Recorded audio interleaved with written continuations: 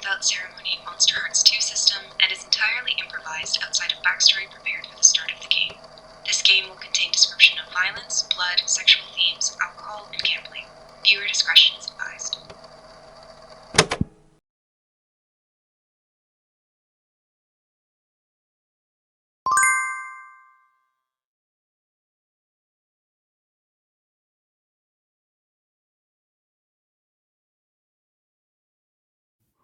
And we are live. Hello. Hello. Welcome back to Wasteland Gospel. We're coming back from a very exciting session where a lot happened. So last time on Wasteland Gospel, we rejoined Tal and Micah in the catacombs, and Tal forcefully took Micah out. While this was happening, Ash managed to escape Vera's shop and had a peculiar interaction with Cam. Tal eventually told Dante that they were thinking perhaps someone might be able to help her catch Ash, but upon the request by Dante that Cam could do it, Cam declined. Knox, when feeling a bit insecure about the arrangement that they had set up, was reassured by Haley that it was something that was of interest to both of them. Though there definitely was a bit of a snag with this plan, as Morgan had showed up to update Haley on everything that had happened with her. Haley managed to conceal Knox in the bathroom and eventually found out about the investigation of Tal and that Morgan and Haley had ulterior motives in the town outside of just causing regular mischief. Ash was able to make it inside the altar without any kind of interference, went to Chrissy, the owner, to try to discover more about the mysterious scope and person that she had seen in her vision. Chrissy offered to help, provided some details, but ultimately said that this was a conditional offer as long as Ash was able to report back to her on other goings-on in the hotel. Afterwards, Dante re-entered the hotel and tried to get information from Chrissy as well, but Chrissy did not actually feel interested in giving Dante the information that they wanted, specifically because altar grounds are completely neutral and not a space for business.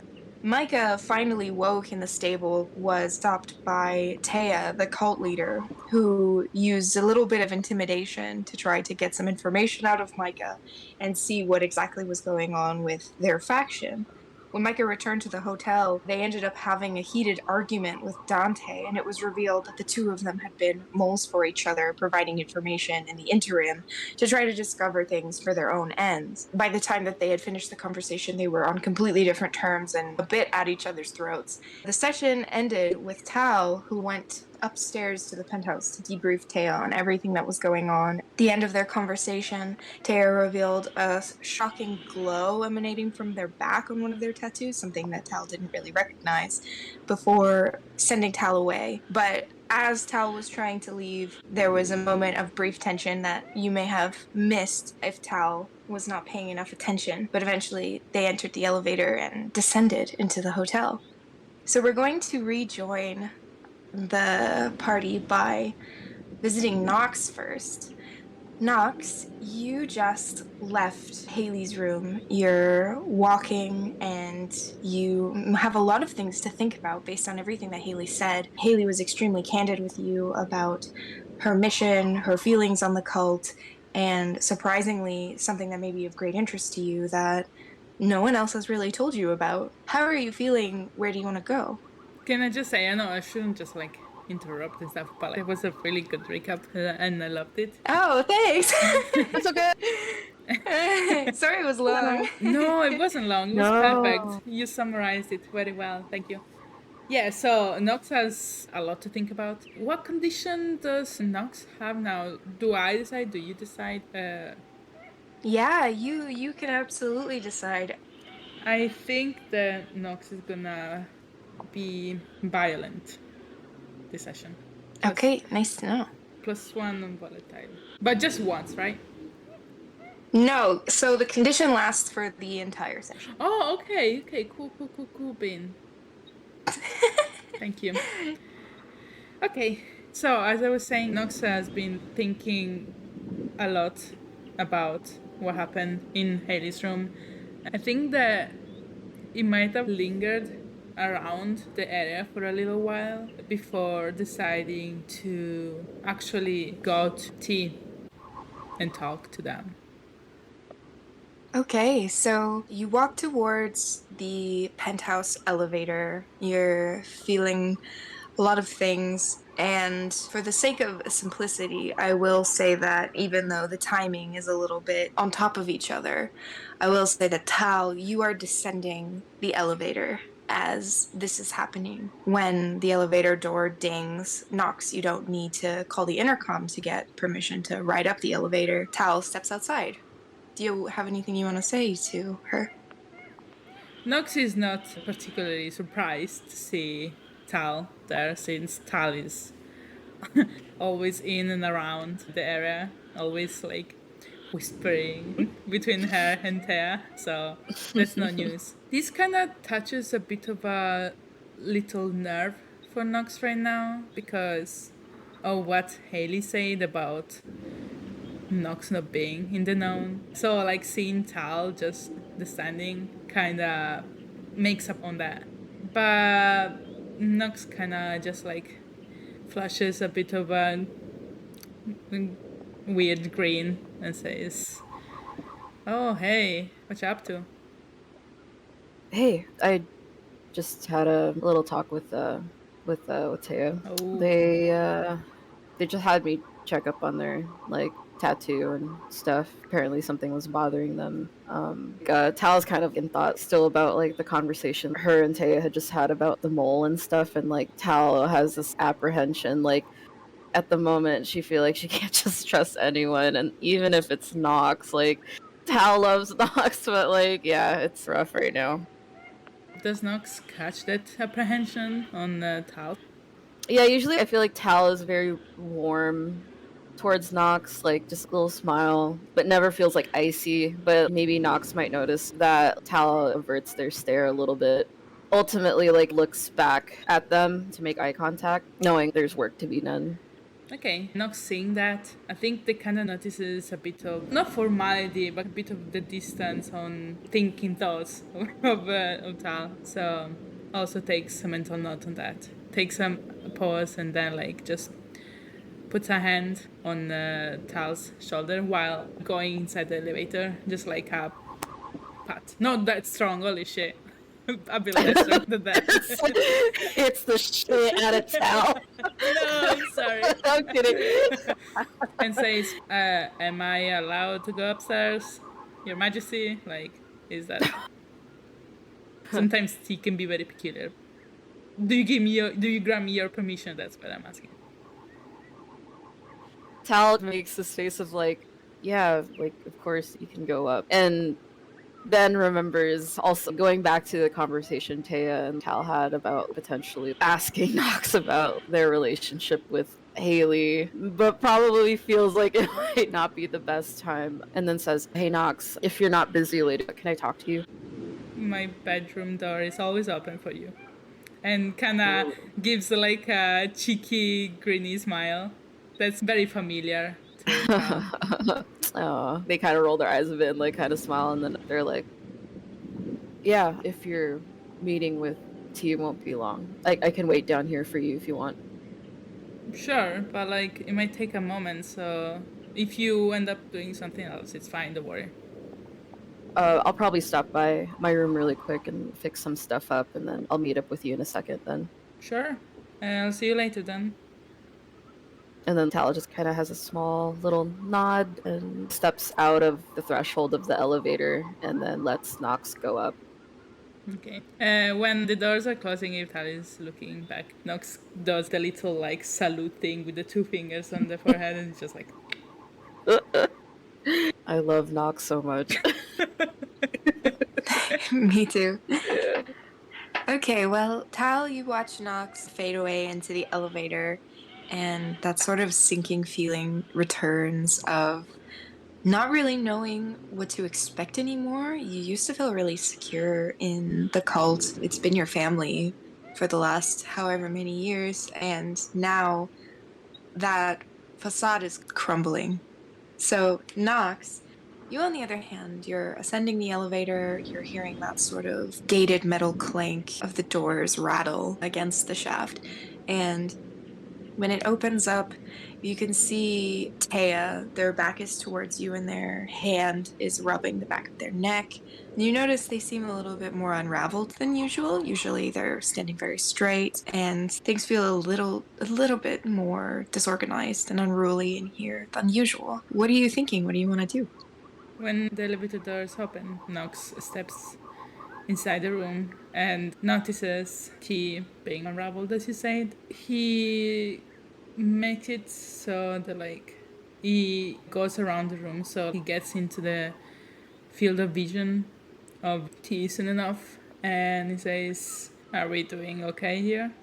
T doesn't really startle, and when they see Knox in the corner of their eye, you can see their eyebrows lift in a way that usually they're not so expressive. Usually, in order to get into Taya's penthouse, you have to ring the buzzer and get permission. Seeing Knox in here when they don't have a key, when he didn't give them any prior warning, perturbs Taya in a weird way. Taya looks at Knox up and down and then gives a gentle shrug and looks back at the papers. What do you want to do? To Knox's side, does it look a bit like he startled T a little bit? You can tell that Taya wasn't expecting you, so the sort of cool, reserved nature that they always have is just slightly off. But for the most part, it doesn't seem like Taya is bothered by the intrusion, but they definitely noticed. Your little bird kind of let me up here. She was just descending, so we had a little talk and she let me upstairs. Is that okay? And now, the way that Knox asks if it's okay, usually it's like a formality, but now it feels a bit more substantial. Taya like visibly crinkles their nose when you say your little bird Nice. and turns away from Knox and moves behind their desk and sits down and gestures to the chair that's on the opposite end of the desk if you wanted to sit down. Sort of an indication that when you said, "Is it okay?" Obviously, Taya's not asking you to leave, but Taya didn't send you to the comfortable chairs. It seems apparent they don't want you to kick back. So my only option to sit is like a normal chair? It's one of the sort of business chairs, you could say, that's in front of the desk. Okay. Knox kind of pauses for a moment, even like a moment too long, and then he just breathes out and goes to the chair and sits a bit uncomfortably. Doesn't like to sit like that, and he just sits there for a second and looks at T.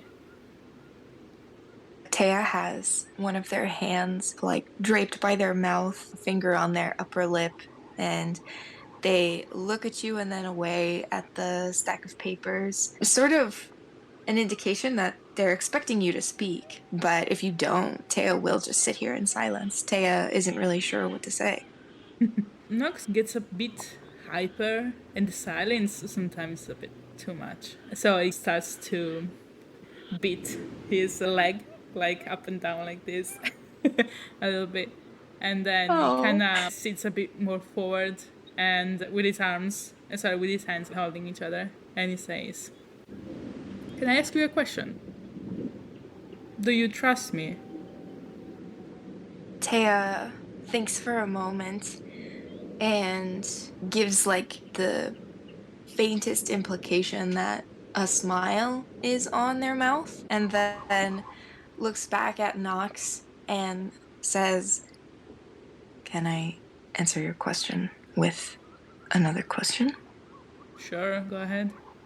When T says that, Knox leans back again a little bit, still fondling his hands together. Okay, Taya takes a look at Knox and then says, "What have you been doing for the last couple hours?" To that, he says, "Just hanging around the hotel like usual. I don't have much to do, honestly." Taya kind of like processes that information, looks down at the papers, and then looks back over to Knox and says, "All right, Why did you ask? I don't know, I've been thinking a lot recently. And I feel like... And then he pauses for a second and looks on the side. I feel like you don't really trust me with the mission that you're doing. Like, you don't really tell me anything about it. And I was wondering why. Have you ever asked? Have you ever wanted to know? You seemed content in just having a nice time carrying out the missions that I gave you.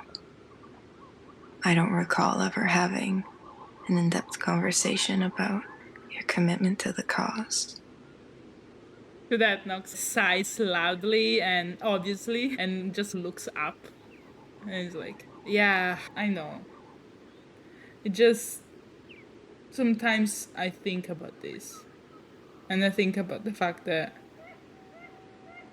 I don't know, since you don't share these things with me, it makes me feel like you don't trust me as much as other people.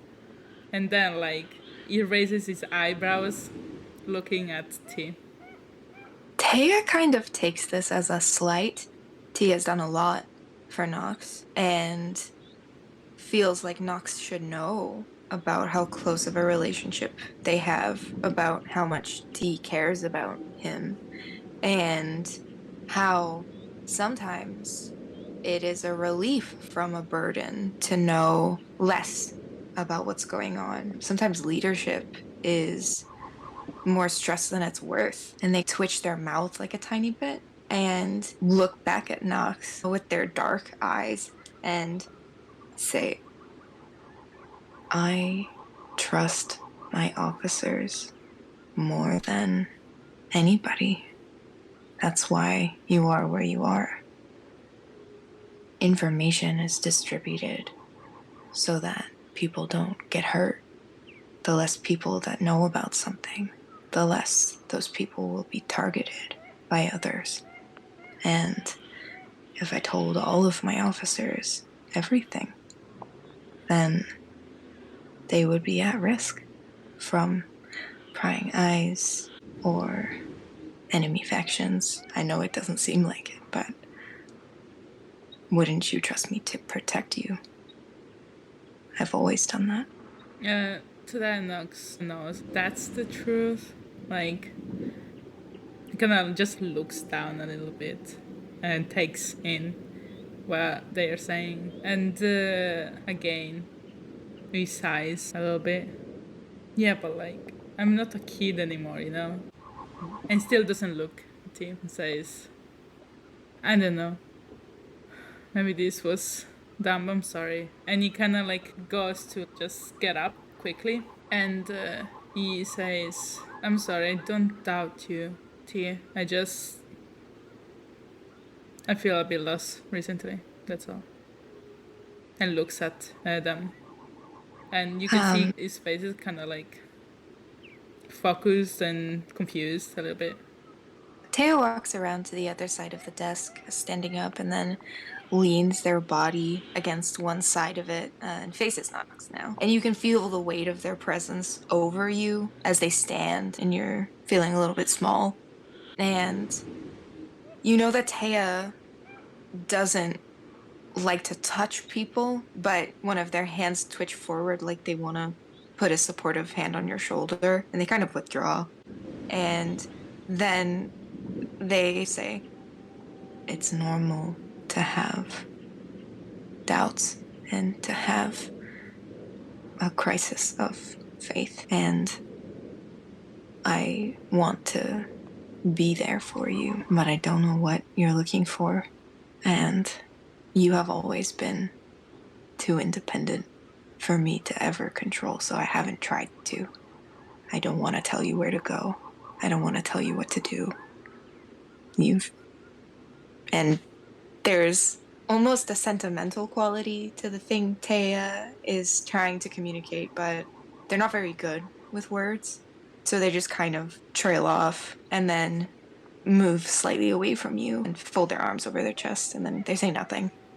Knox can feel the sentimental quality, as you were saying. You can feel the warmth of what T was trying to say. And in some ways feels a bit silly for ever having doubts in that sense, because Knox really cares about T and knows that T cares about him.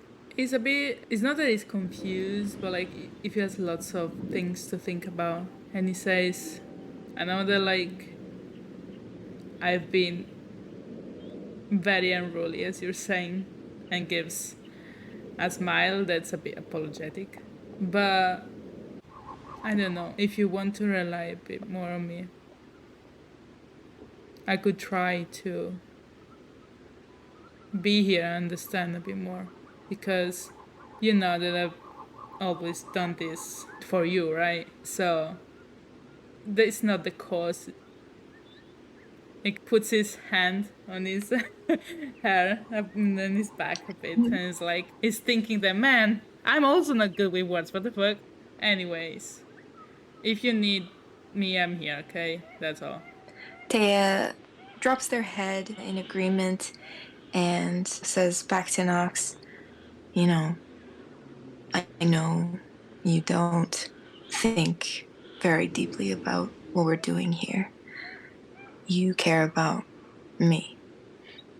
And then they kind of look away, and you're not really sure what specifically or who specifically they're speaking about anymore, but they continue and say, caring about people rather than caring about causes can be a liability sometimes. Maybe you should think more strongly about what you believe in rather than who you care about. To that, Knox is a bit taken back. He puts his hands in his pockets and says, what if I don't believe in causes? What if I just believe in people? Then eventually you'll find someone you love more than me. That kind of cuts a bit deep for Knox, and he actually remains silent and breathes. Then he says, God, I'm tired.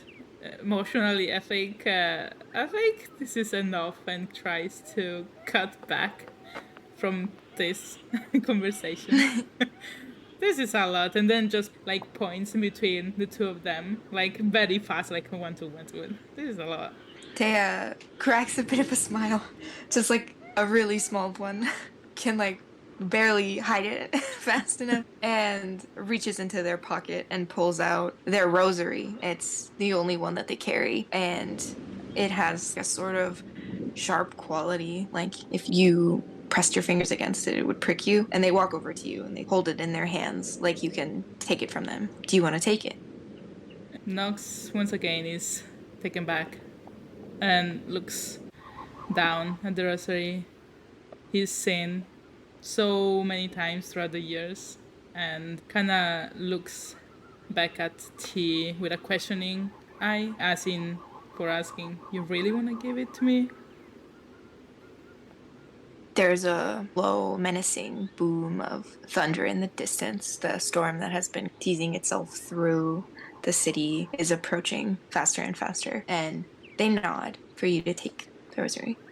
Knox looks back down and gently takes the rosary into his own hands and gives a bit of a soft smile to T. Better catch up on my prayers, I guess.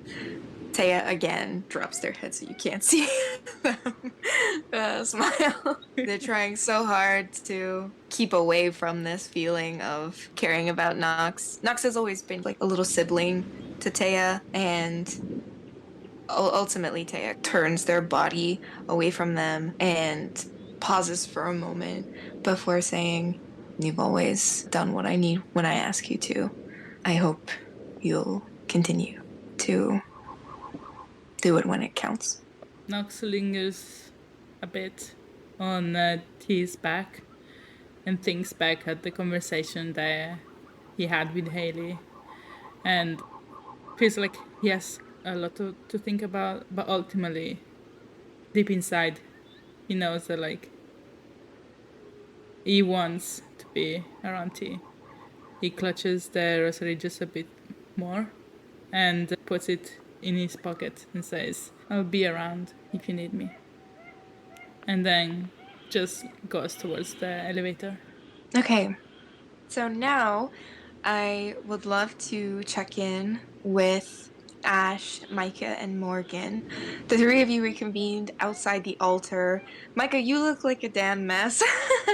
You're dirty and scuffed up and still have pieces of straw clinging to your body. And now the three of you are trying to come up with a kind of plan on where to go next. How are you all feeling? What exactly do you want to do? We can start with Morgan.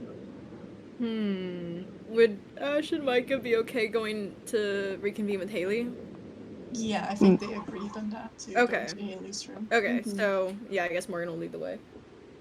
All right. So the three of you step inside the hotel, and it's eerily quiet. You can see the lights are flickering, almost as though the storm that's blowing in might cause some kind of power outage. And you feel the walls quiver a little bit with the force of the thunder. Tal, you had exited the elevator and you're walking across onto the balcony. And as you walk forward, you see the three of them enter. Ash is dead center and has not noticed you yet. What do you want to do? Oh my god. This is so juicy. Sorry, just seeing all three of them walk in like that.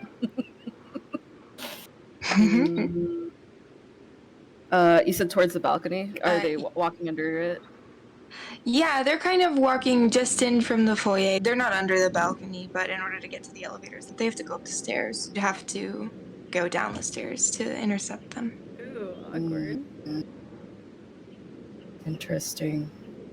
Well, Tal kind of looks down at the foyer and then notices them three walking towards the entrance to go up to the stairs and go up to the elevator probably. So actually, like, Tal's going to be calculated a little bit about this. Actually going to turn her back against the balcony. I think they're called banisters, right?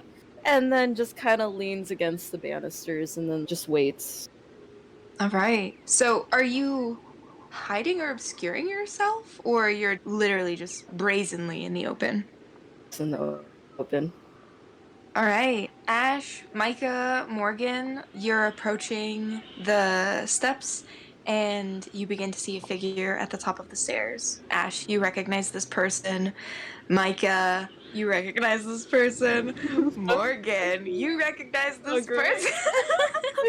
You have all had very particular run-ins with Tal. What exactly are the three of you thinking right now? What do you want to do? I think just by the surprise of Tao being at the top, as soon as Ash sees it, they stop on their step and just like looks for a moment of shock and fear.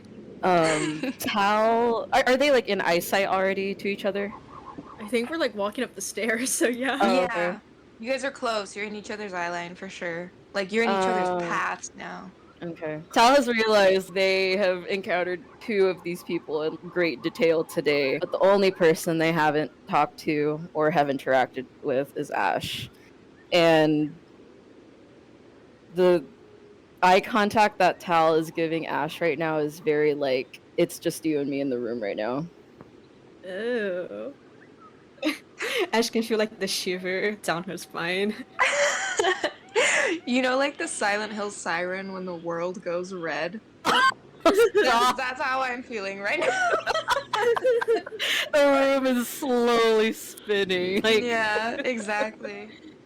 Tao, I'm gonna give you 5 seconds to decide what you have to do, or I'm gonna give opportunity to Morgan and Micah, who are approaching on the stairs. If you decide to like kick back and do nothing, then I'm gonna let them make their first action. Tal is actually gonna crack like a little soft smile, but kind of with intention, and then says, "Hey, Murmur." Oh. Oh boy. Ash, you can see them visibly gulp and tries to clear her throat. Oh, Tao, hi, long time no see. But she's clearly sweating. And then Tal is like, they have this habit of, if they're like thinking or they're kind of in the middle of something, they have a matchstick from like their jacket pocket and they're just rolling it around at the corner of their mouth. And then I'm sure Ash expects, oh god, this person's gonna rush me right now. But if Ash notices like there's nothing at all in Tal's body language that will indicate that she's gonna like sprint, and then like gives Morgan and Micah a little look, but nothing like crazy. And then she says, don't know if this is a bad time, but I don't know, you want to chat for a second? I think Ash just gives a look to Morgan and Micah and just starts to motion like where they were going towards the elevator, and it's just like fast talking. You know, I would love to chat with you, but I really gotta talk with those guys right now, so I'll catch you later.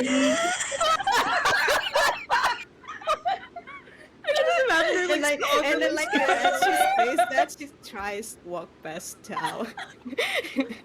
Oh my god. Morgan's gonna like square up to Tal to block Tal off from Ash. Oh my god! Micah's gonna step next to Morgan and do the same motion. That's so fucking funny. All right. So, Morgan, you have squared your shoulders against Tal, right? Like you put your Yeah. body Oh between my Tal and God. Ash. Yeah, like trying to back Tal up a bit, yeah. Oh. Tal kind of runs their hand through their hair really quick, and then their smile gets bigger. Their smile is just kind of like, are you kidding me right now? And then they go, listen, I'm not here to cause any of you guys any trouble. Morgan's gonna smile back and say, see, I believe that. And Yeah. if that's the case, then you should just stop staring at her and head out. Yeah, and this is none of your fucking business. It is when you're staring at someone on my team. Tal's smile starts getting smaller as she's staring daggers into Morgan. Did Tal do anything to stop? Like, because Ash tried to walk past them on the stairs. What was your Yeah, question? so when Morgan squared her shoulders against Tal, Ash, that meant that Morgan put her body between you two. So you are technically past Tal right now. Okay. I think, like, from behind, you can see Ash looks visibly nervous and they want to get out of there with the both of them. Micah, what are you doing right now in this situation? Micah was sort of standing next to Morgan this time, first in line to support them. And this depends, but if Tal is not doing anything actively, like starting a fight or getting physical, I feel like Micah would start to turn away and walk after Ash and basically signal for Morgan to tag along and just leave this behind. All right, Ash, I'm gonna say your stomach gets really hot. You feel like your blood is bubbling. There's this sort of discomfort that you begin to carry in your midsection and your chest, and the pain is so much you almost double over. It's this deep discomfort that you can't really ignore, and you're having Say- trouble moving I'd say backwards. she also feels like her wrist is like itching really bad. Yeah. It's hurting under the bracelet that you have. Okay. Team, huh? I kind of remember when we were on the same team. And then was not looking at Ash, but Ash totally knows. Micah's gonna pipe up and say, someone sounds hurt. Yeah, someone does. And then looks at Micah and like how messy Micah looks. Micah just stares at them and with all the anger in their eyes. Listen, I don't know what you and your group are up to. That is Tal talking to Morgan. And I think we all have our little things to do, you know. I run into each one of you guys today.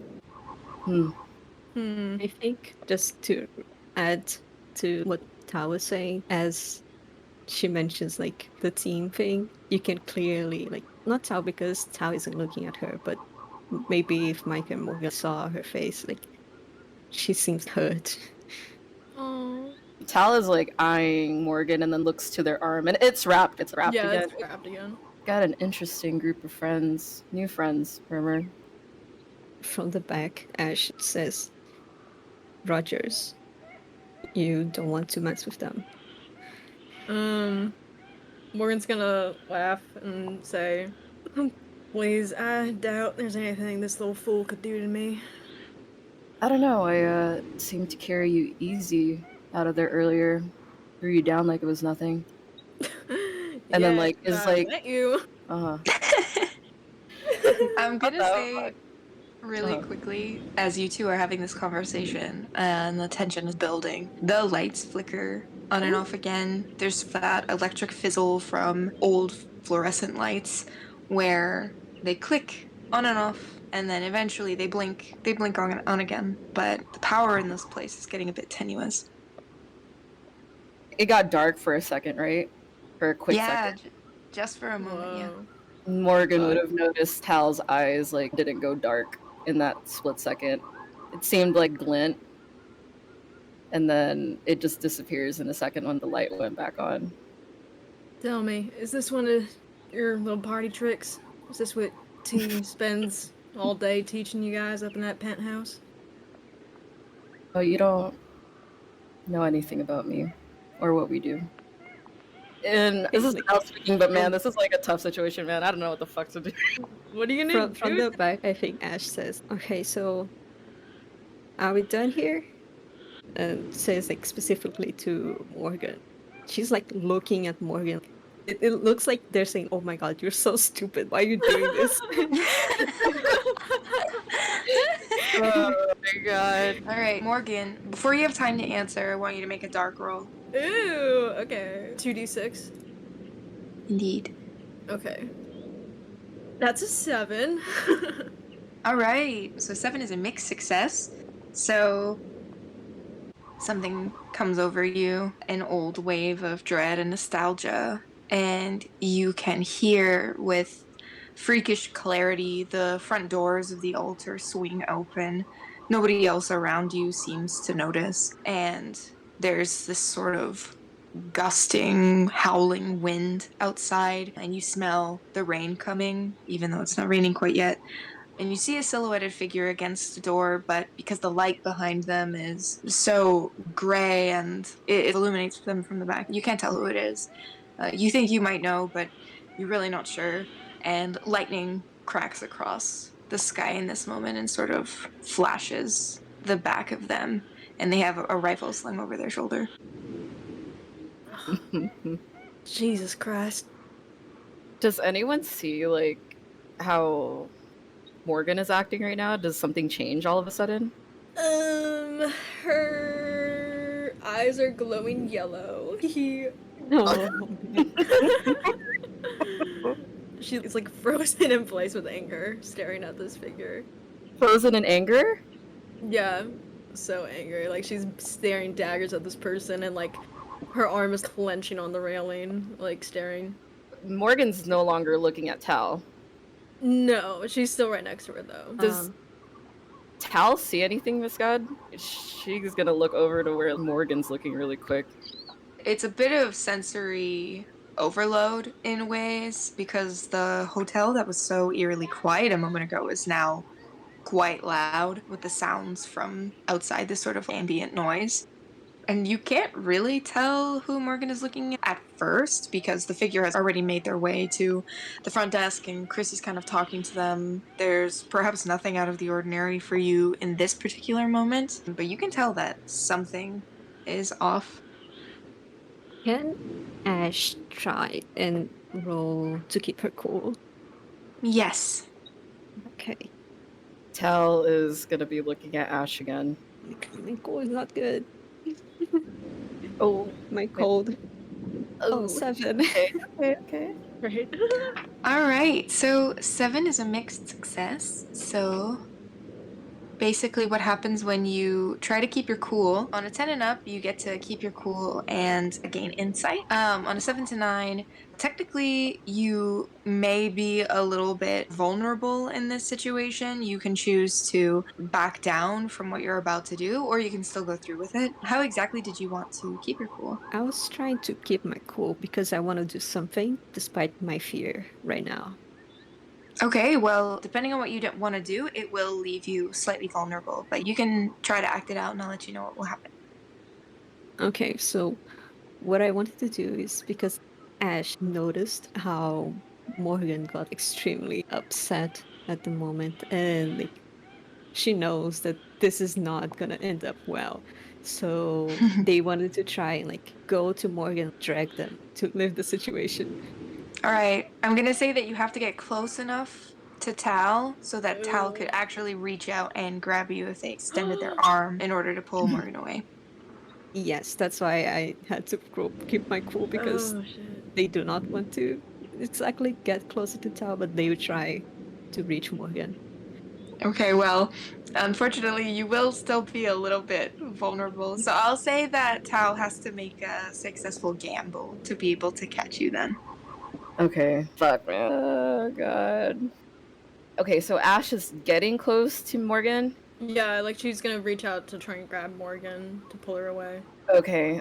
When Ash gets close enough, Tal is not aggressive at all. It's more of a kind of a redirection type of like action, but almost like putting their arm in between Morgan and Ash as they're getting very close enough, like to almost grabbing him towards the other direction. Grabbing's not the word I want to use, but like, yeah, you know when someone puts like their hand on your back and is trying to like get that person to talk to you, To usher them? kind of ushering them, yeah, kind of ushering them, but is just saying we're not done here. Ash, as you approach Morgan again, you can't just approach her from her back and like shield yourself. You do have to bring yourself outside. And as you go towards her, Tao tries to create space in between the two of you and reaches her hand towards you. Micah, did you want to do anything? This person is obviously like a threat to all of you. How Does Tao exactly? like gets to touch Ash or just like motions to touch them? That's up Yeah. to you. Do you get close enough to reach? Because Ash is facing you bodily, so you'd have to touch her hips. Yeah. Tal gets really close to touching Ash, but then Ash can probably notice this, but is very apprehensive to touch Ash.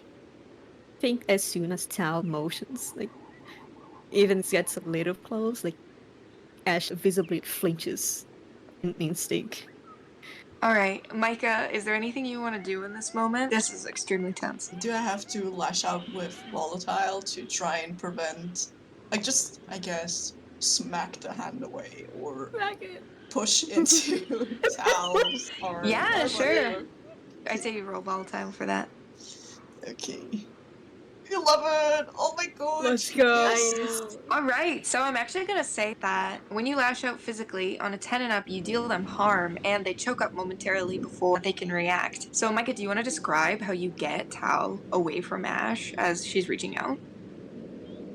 Ooh, yeah, this is gonna be fun. I'm gonna actually say that Micah goes to grab Tal's hand in a way that they can bend over her fingers backwards, making her, because of the pain and because of the reflex, will bend the arm down, trying to make Tal basically not fall on the floor, but like duck away in pain. I'm not sure if that makes Yeah. sense. No, that makes sense. So basically, like, Micah's going to do like a twist on Yeah, Tal's yeah. arm, right? Yeah. Get it on the back. Okay, well, Tal, mark a harm. This hurts Yeah. you. And then in this moment now, Micah, do you let go of Tal or are you still holding her? Micah keeps holding for a moment and actually says directly to Tal, why don't you fucking let her go and go and do whatever fucking shit you have to do today and just fuck off right now. And then they let go and with a push, like push Tal a little bit forward to destabilize maybe.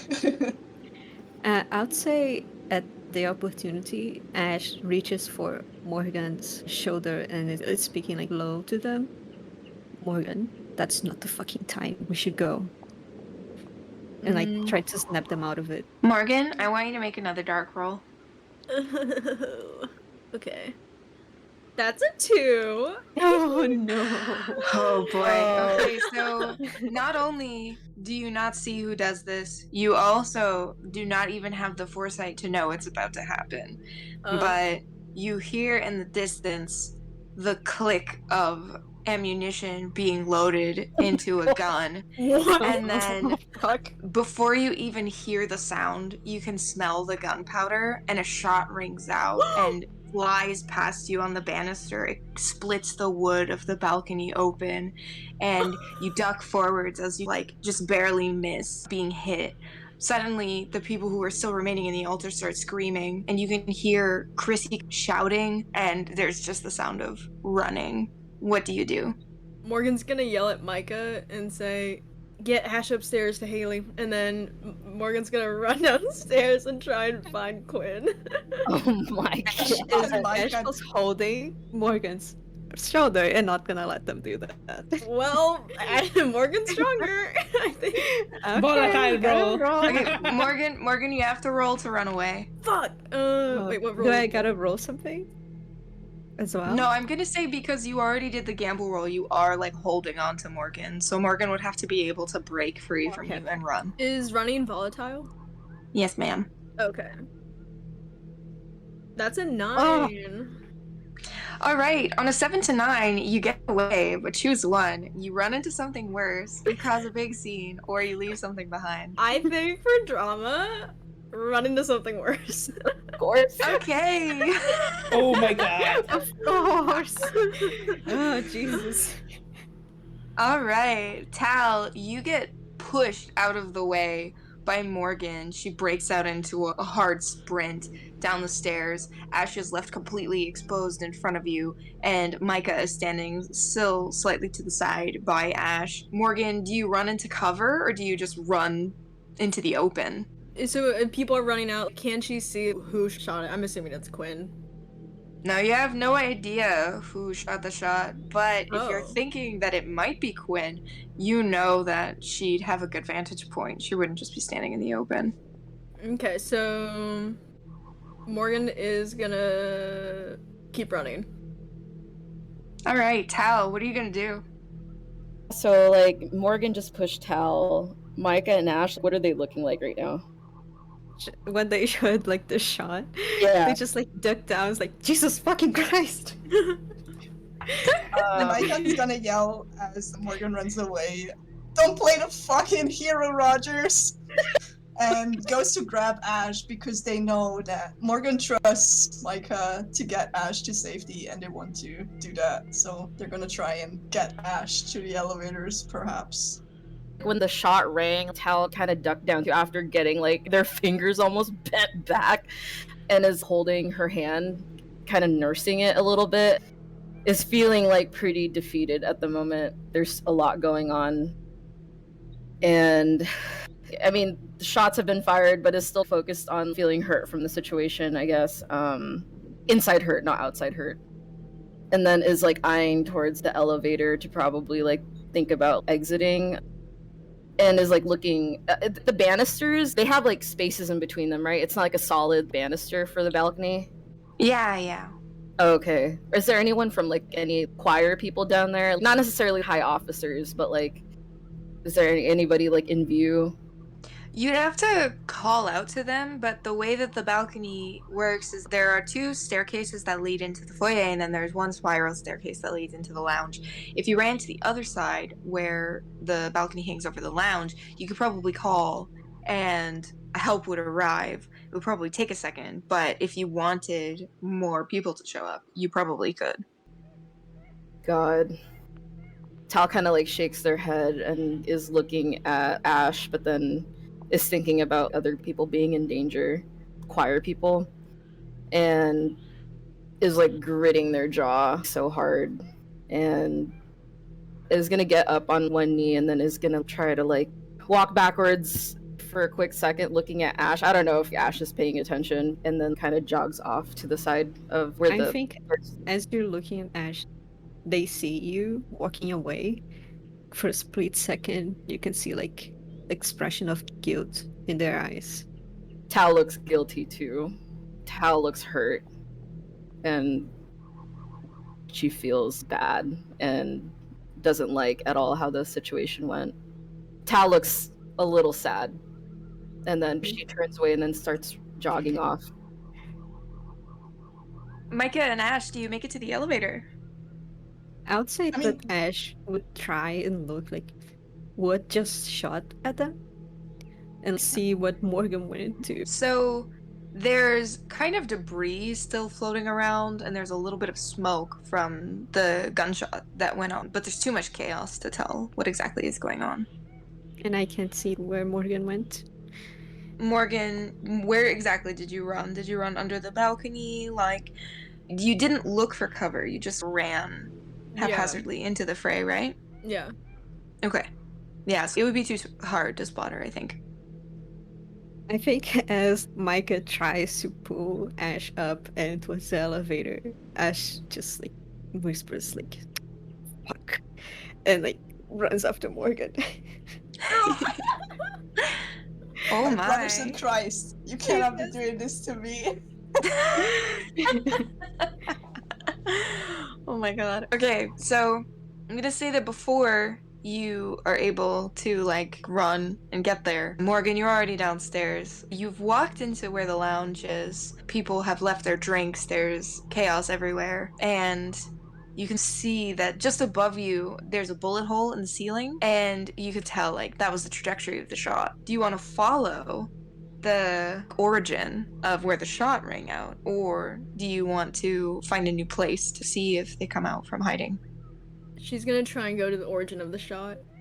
Okay, roll gamble, please, and thank you. That's a 14. Heck yeah. You follow the origin of the shot, and you notice that there was a very discreet alcove where the shot must have come from. Do you want to turn around? Yeah. That's so scary. So she sort of like peeks out from behind one of the areas by the fountain and has a sort of calm stride. She's crouched in an active aggressor position and is holding the rifle in her hands, and she's looking at you with her lovely little eyes. Is she pointing the rifle at Morgan? No, she's holding it down. She's kind of just making eye contact with you. Like, she's sort of been waiting for this. Morgan's like panting heavily from the shock of seeing Quinn again, and will say, fuck. How long's it been? Quinn is going to roll volatile. Oh, Jesus. She's gonna shoot me. Oh.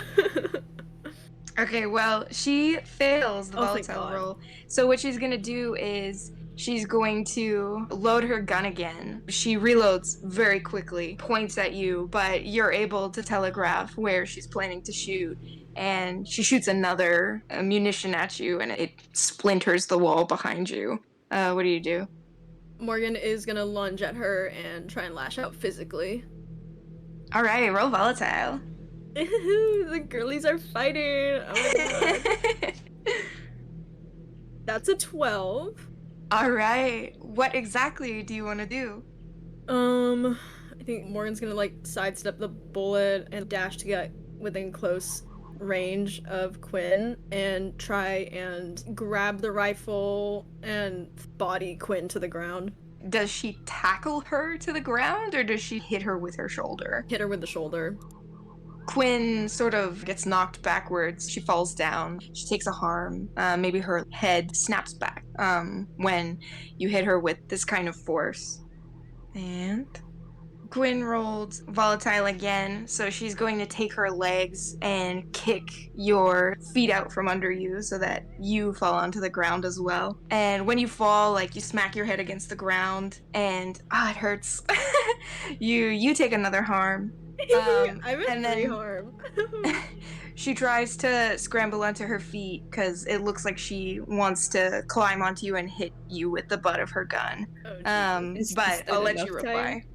Is there been enough time for Ash to catch up to this?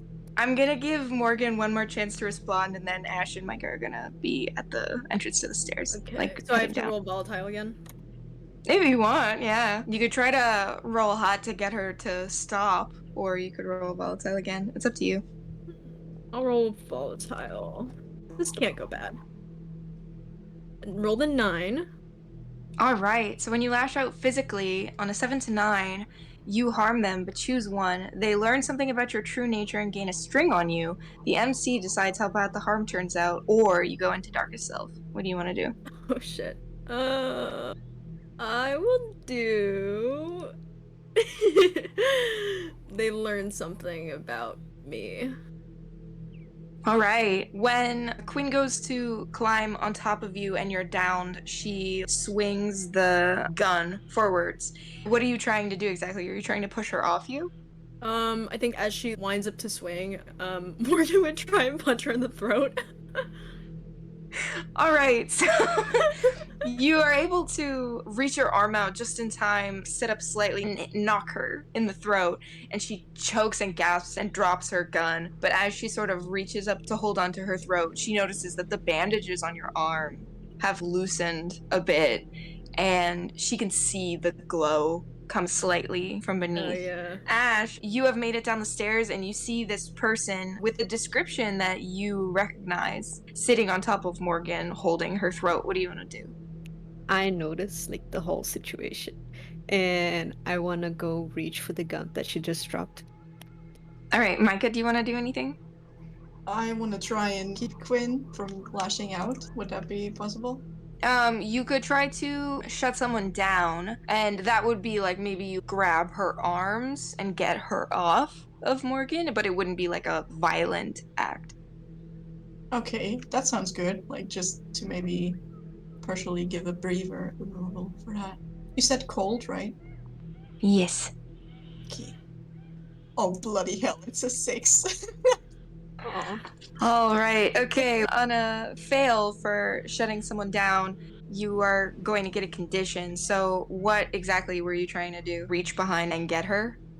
Yeah, basically just maybe grab one arm and pull it behind her back and get the other one together to roll her over or to the side. All right. I'm going to say that I'm going to give you the condition deer in headlights and say that this entire situation has been so alarming that you really have no idea how to navigate this. And so even as you try to approach, Quinn like whips her gaze to you and she's so angry that you just freeze and you don't know what to do. And I'm going to say that your condition is a -1 to rolls against Quinn now. Oof. Did Ash manage to get the gun? I need you to make a gamble roll because it's very close to Quinn. Okay. 10. All right, 10 is a complete success. So you've gotten pretty good at running.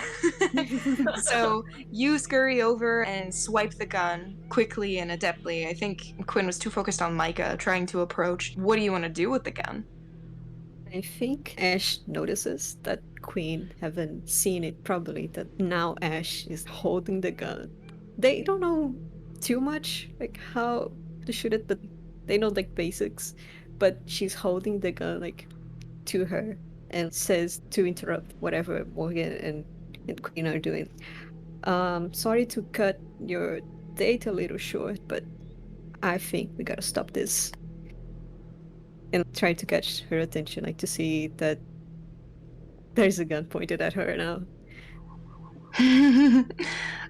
Quinn is gonna look at you. Morgan, she's still just like on top of you. You haven't pushed her off, you just punched her in the throat. So she doesn't really move. She doesn't really look very afraid at all.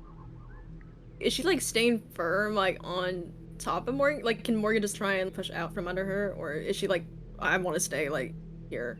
I think she's put as much of her weight on top of Morgan as she can, because I think she was going to just but she was just gonna beat you with the back of her gun. Like, so you'd have to either lash out physically or run away to squeeze out from underneath her. Okay, in that case, I'm gonna lash out physically again. Oh my god. Do it. Let's see. That's a 2.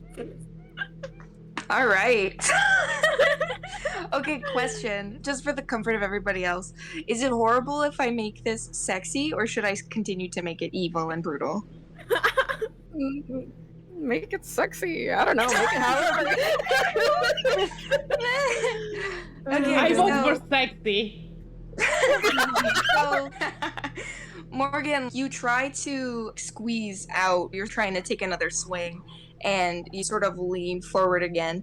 I think Quinn is going to take her hand and wrap it around your throat and slam you back down to the ground so you're not going to move. Okay. Well, I can't do anything. I think Ash would shoot the ground next to them. Like, Oh, do you know how to fire a gun, Ash? maybe. Okay, you know I what? don't think so. But Okay, well, if you don't think so, I think you're gonna have to guess and make a gamble roll to see if you know how. oh my god. Ooh, yes. What did you 12. roll? Oh, 12. 12. All right, Thank you you. pull the reload function. The shell goes flying, and you see another one of the bullets that you're able to load into the gun. You turn the gun really quickly and then shoot at the ground, and the sort of cool tile explodes and goes everywhere. Quinn, when she understands that you know how to fire the gun, she takes her hand off of Morgan and backs up I defensively. think Ash would also say like, fucking let her go. Aww. Okay, Quinn is backing up. She's brought her hands up near her face and she's backing away. Ash just keeps pointing at her and waiting for Morgan to get up. Morgan stands up, clutching at her throat and catching her breath. All right, and I'm gonna say that the lights flicker one more time. There's thunder that you can hear that kind of shakes the building, and then it goes out. Power's out. Oh fuck. Uh-oh. Uh-oh. Is it like pitch black out? There's a sort of like gray hue that filters into the altar from the windows, and because there's been so much gunfire, there's a lot of smoke in the air, so that the smoke is picking up a tiny bit of the light, but the light is really fading fast outside, so it's pretty much black inside. Morgan will unwrap her arm and use that as a flashlight. Okay. We're going to pause on the altar and see for a moment Dante. So Dante, way back before Knox made it up to Taya, you were leaving to go to your car to take care of something, right? Yes, correct. All right, so Cam is trailing behind you. You make it to your car. No, nothing really unusual is happening, but you can tell that the storm is kind of approaching. How are you feeling? What exactly do you want to do right now? That happened way before the hotel thing happened, right? You left the altar, and then Tal went upstairs to see Taya, and then Knox went to see Taya after. That's how the timeline worked out. So we went back in time a bit.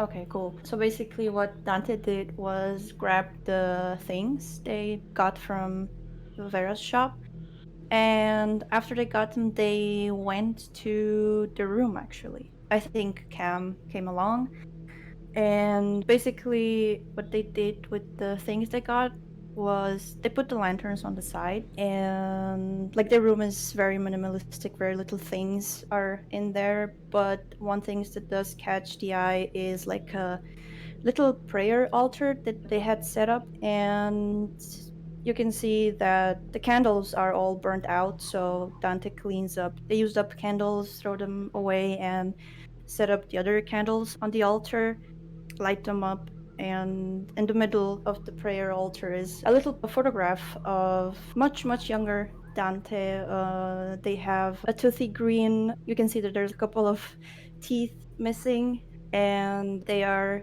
being held by their parents. And so they get on their knees and do a little prayer. They untuck the rosary that they have around their neck and clutch it in their hands.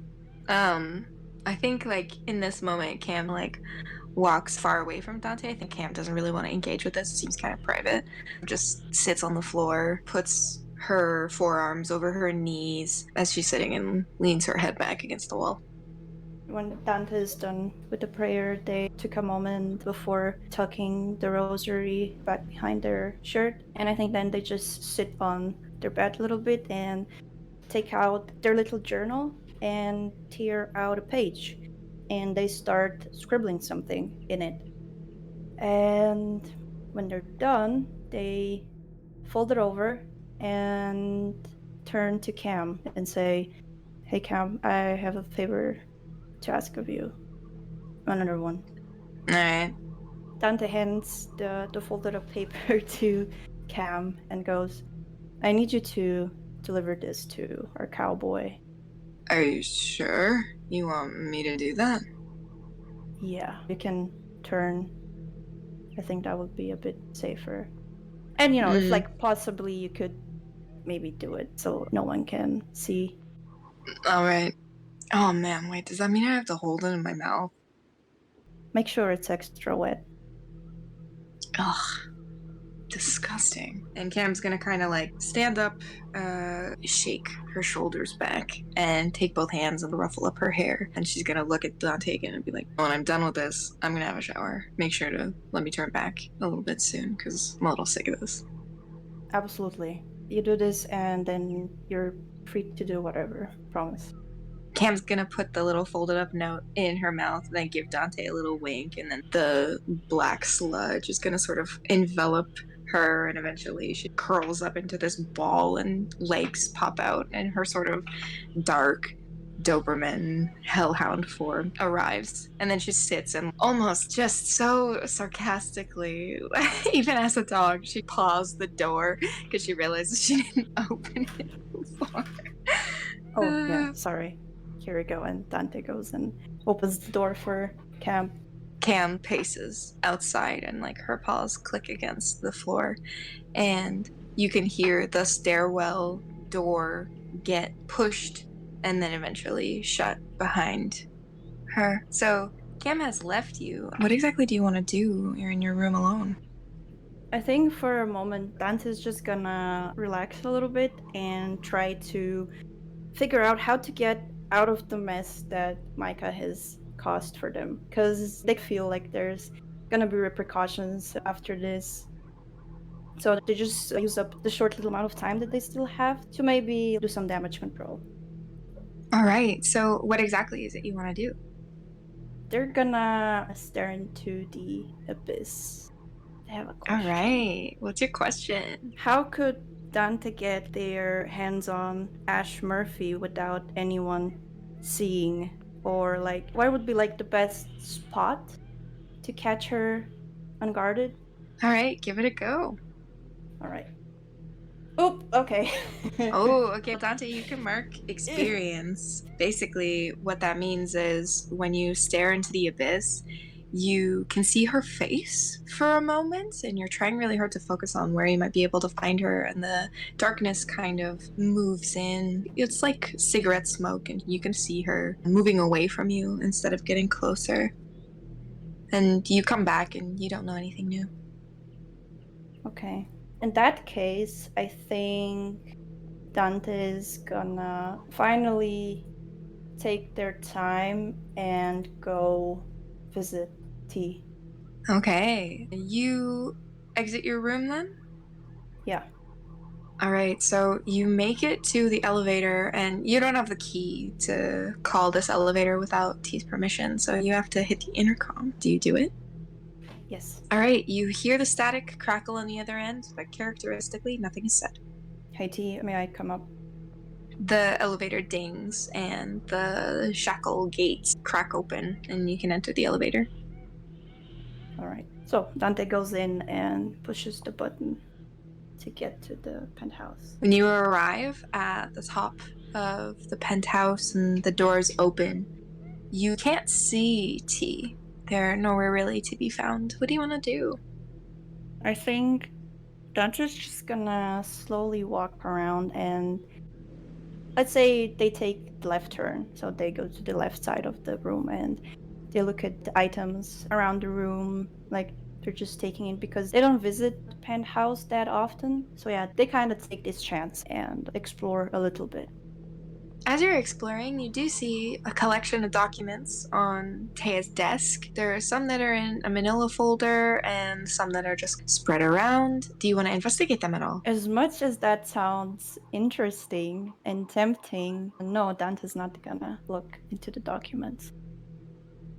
Okay, and you notice behind there's a couple paintings and a bookcase. Some of the books have been displaced. Do you want to investigate the bookcase? Yeah, I think the bookcase would be a safer bet for them. Can you make a dark roll for me?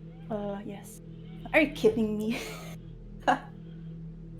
It's a 5. You poor thing. Do I level up? I think I leveled up now. Yeah, I think at this point you level up, yeah.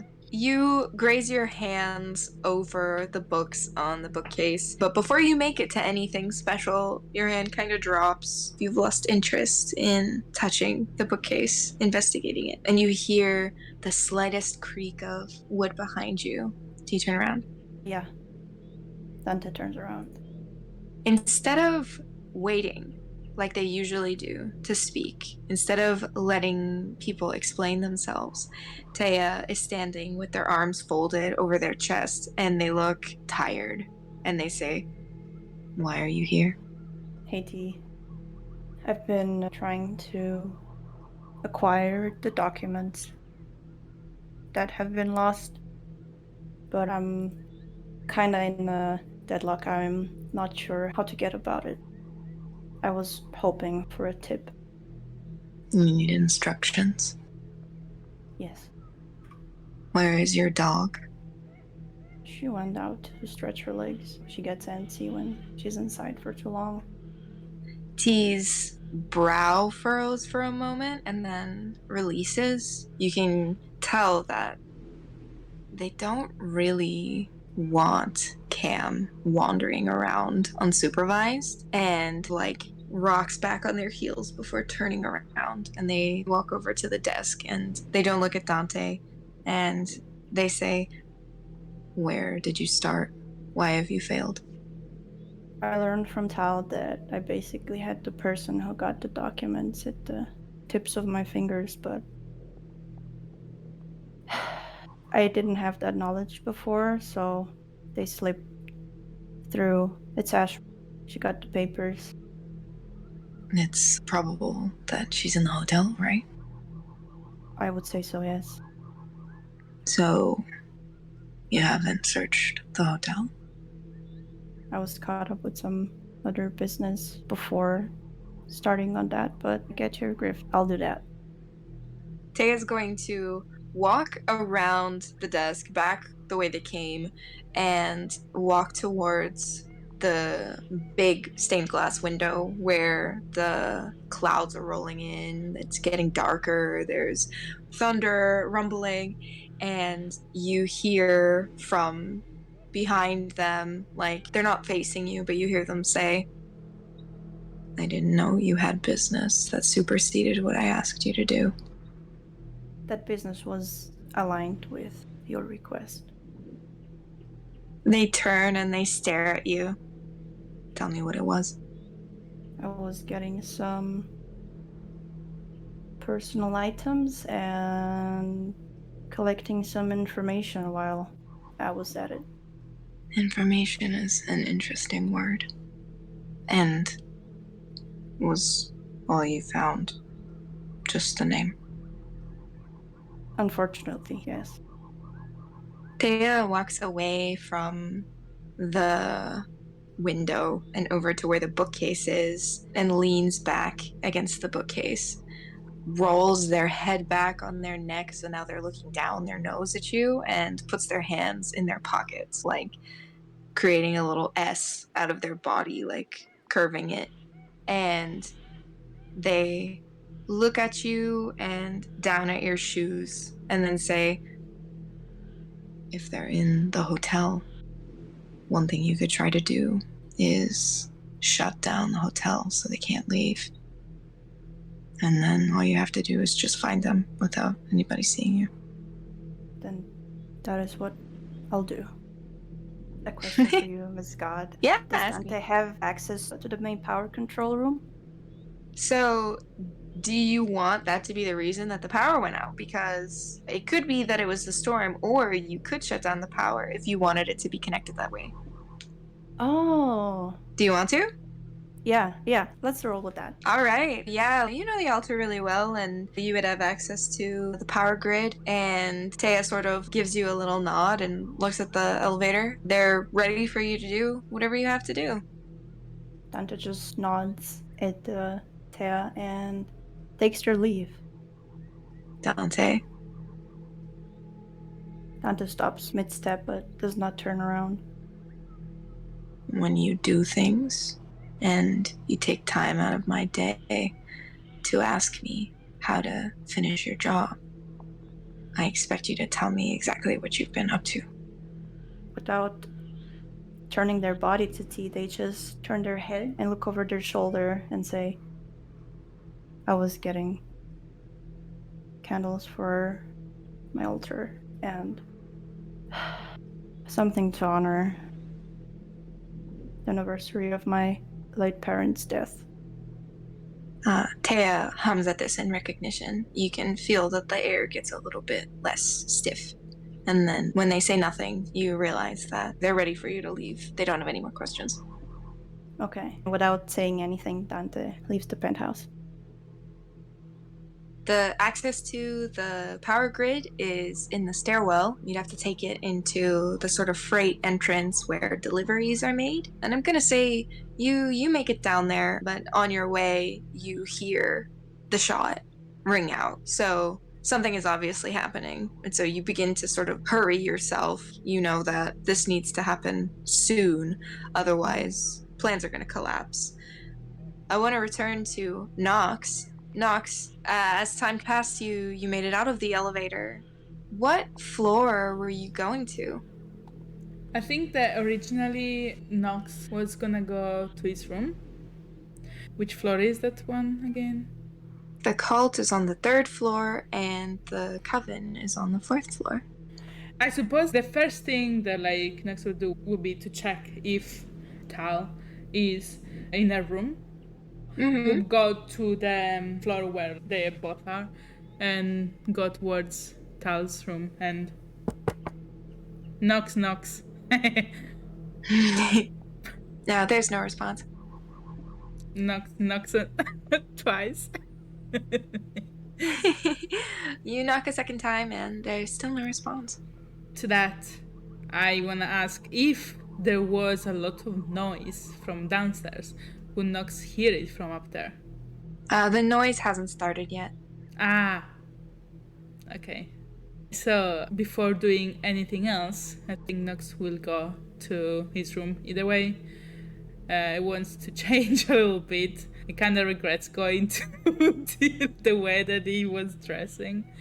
Just goes to his room to get changed, freshen up a little bit and stuff. All right. You make it into your bedroom. What does it look like? The bedroom looks pretty tidy. It doesn't look deprived of things though. It mostly has, as funnily as it sounds, it's full of posters. There is some bands posters, there is some cool movies and other things like that. It has a bunch of different skateboards, like 3.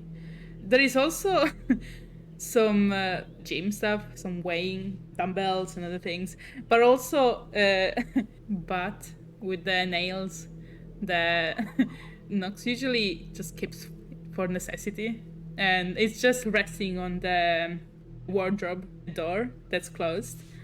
So it's pretty neat. The only thing that's not as neat is probably the bed is a bit undone. And like maybe the shoes, one shoe is that, or the other one is the other place. But overall, the room looks pretty okay.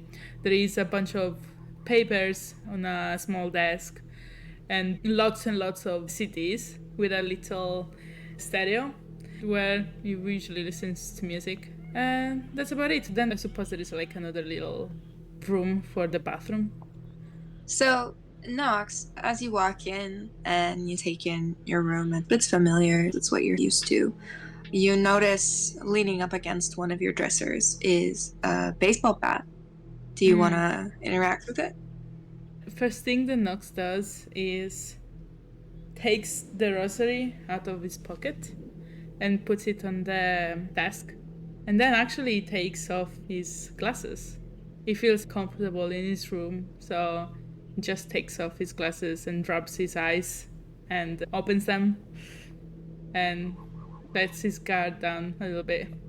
And he just takes in his room, his little cocoon, where he just unwinds down. So after the moment of silence, he does actually look towards the bat and brushes his fingers on the place that you hold the bat without actually holding it.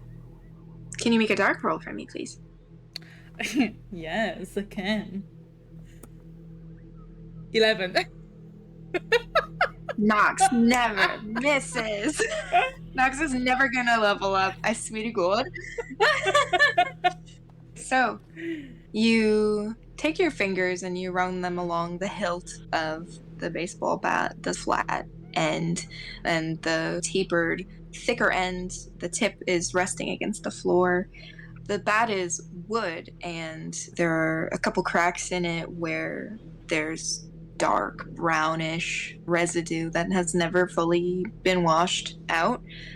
And suddenly you are sitting in a different room.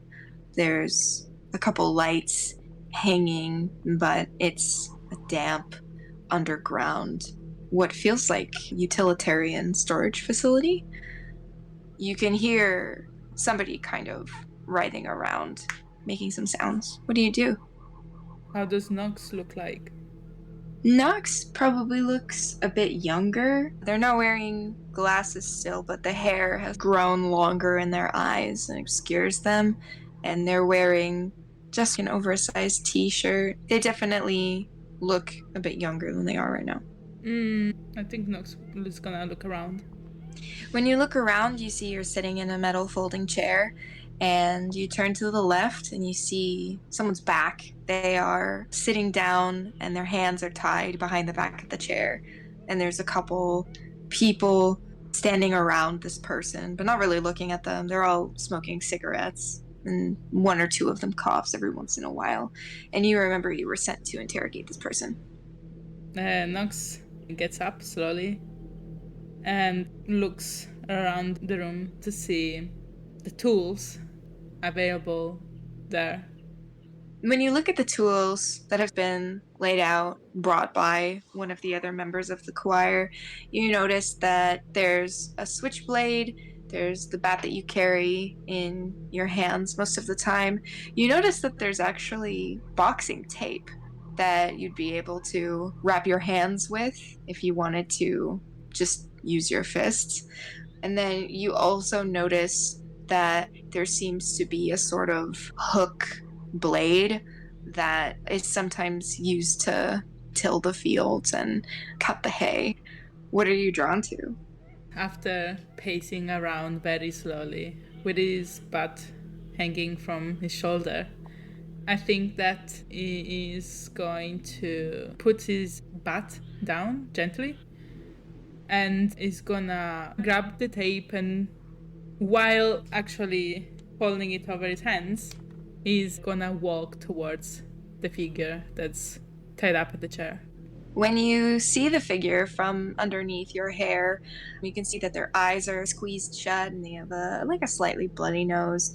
They're sort of a balding older man, and you remember that you were asked to come here and to capture this person because he and a small group of bandits had come in to try to steal from the Javelin Vault, and in their pursuit in doing this, they killed a couple people that worked at the bank, including a small child, and the rest of his crew got away, but he ended up getting captured. Is there anything you want to say to him? Yeah. As soon as Knox is done putting the bandage around his knuckles, he kind of gives a strong kick to the chair close to the leg, and he says quite loudly, "Hey, wake up." The man sputters and spits as he does so, and then keeps his eyes screwed shut. To this, it gives a bit of an impatient puff, and it crouches down without actually looking directly towards his eyes, and firmly he slaps his cheek. Okay, so he does startle from the shock of being touched, and then he does open his eyes, but he looks down at your feet. We can do this all day. I really don't mind. I just have to tell these guys to leave, and I can do whatever I want with you. You are gonna tell me where the rest of your people are. If you want it or not, you're just gonna do it. You know, I heard about you. I'm not gonna fall for it. You're not gonna fall for what? I'm not gonna fall for it.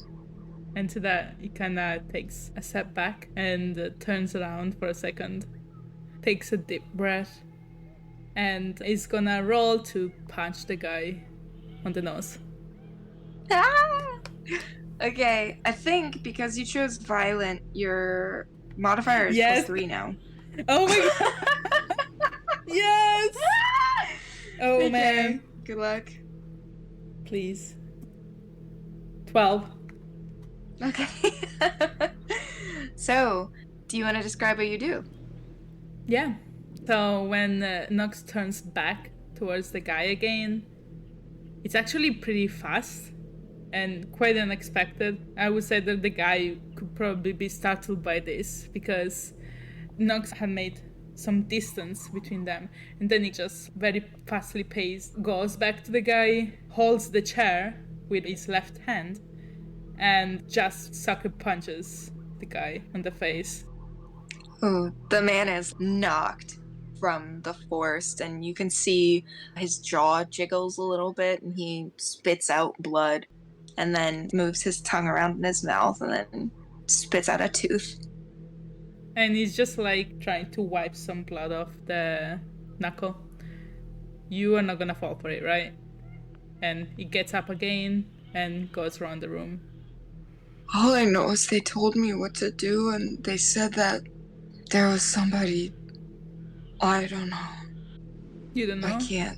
I don't know anything. You don't know anything. That's why you are tied on that chair right now, right? What are you I'm not gonna do? gonna. Are you gonna cry, man? Come on. Give me something. I'm not gonna give up my friends. Oh, your friends? So the friends that left you here to die at my ends? Those friends? Damn. I mean, you should check to get better friends, actually, I think. We've been together for a long time. You wouldn't understand. Oh, yeah, I wouldn't understand. Those friends are yours. Trust me, they don't give a shit about you. They actually probably hope that you're already dead. And while he's saying that, he's looking at his arsenal of stuff. You said that there was a switchblade, right? Yes. He's gonna hold the switchblade and juggle it on his hand. And he's giving his back to the guy now. Listen, I don't know anything. I don't know where they would have went. I don't know. We don't have a home base. We were just Dude. kind of going around. The more you say I don't know, the more you're making your own grave. Don't say that. And he turns around and he's holding firmly the switchblade with one hand and the pointy bit with the index of the other one. He's slowly walking towards the guy again. And the guy is probably not looking at his face, but Knox is smiling a little bit. For a brief moment of weakness, the man looks up at you and then away again very quickly because he gets scared to look at you. Man, I think that at this point Knox drags the chair towards the wall and bends it so it's against the wall, so like the guy has to look either down or up. It can't just look down. Are Knox's eyes visible? Yes, they are, but he's not currently looking at his eyes right now. Okay. He's sweating a little bit. What is it you want to do? I guess you just want to be tortured for the rest of the day. You don't want to say anything else. At this, he points the tip of the switchblade to the guy's chin, and he's touching it firmly, but not in a way that is cutting. I'm not gonna say anything. Alright. To that, Knox is gonna roll to... Should he roll? He's just gonna stab the guy. Where is he gonna stab him? He's gonna stab him on his thigh. Okay. So the thing is, it's not about how difficult it is, but it would be nice to know the strength of it, yeah. So I will actually ask you to roll again. Okay. 8. Alright. So you've decided not to use complete deadly force on this one, but you still really want it to hurt. I'm gonna say that, Knox, do you look a little bored, perhaps? Just feeling a little bit tired of this. You maybe like twirl the switchblade across your knuckles again, roll it back into your hand, wind up, and then pump down so that it stabs directly into his leg flesh, and he lets out a howling scream. His shoulders tighten as he sort of tries to escape from the ropes, and now he's just sweating so much, and you leave the knife in his leg so as to prevent from bleeding. Yeah. What do you do now? So he's just gonna hang around, pretty bored still, just waiting for the cries of this guy to go down a little bit, and just sighing noticeably, like it's an effort to sigh in that way. Come on, dude, say something. They're behind Castle Rocks. I'm sorry. Please don't kill me. Oh, and it kind of sits the guy back normally without inclining.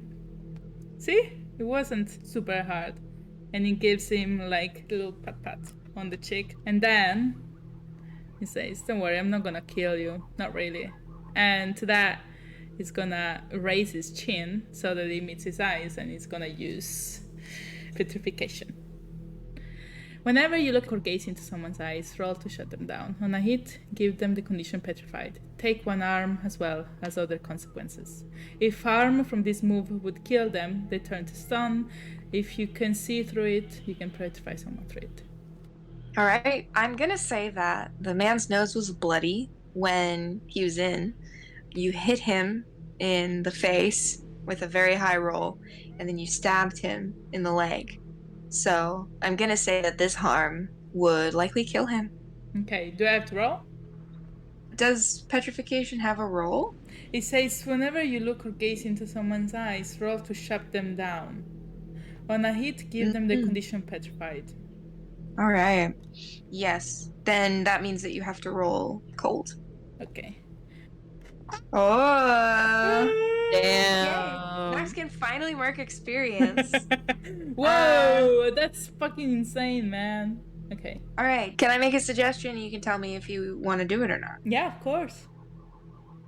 Okay, Knox, when you take this man's chin in your hands, you can feel his face turn towards you, and you know that he will open his eyes to look at you. And for whatever reason, you feel this shooting sensation in your chest. I can't do this. It's almost like guilt, which you don't usually feel. But when you hold the man's chin, you can feel how clammy it is. And you decide to show him mercy and not kill him. What do you think? Hey, that's a pretty good one. Yeah, I can go for it. You look away at the last moment. The other members of the choir who are standing around look at you a little bit expectantly, but are ultimately waiting on your order for what to do with this guy, now that you know where the others are. I think that Knox would just tell them to get him out of here, and they know what that means.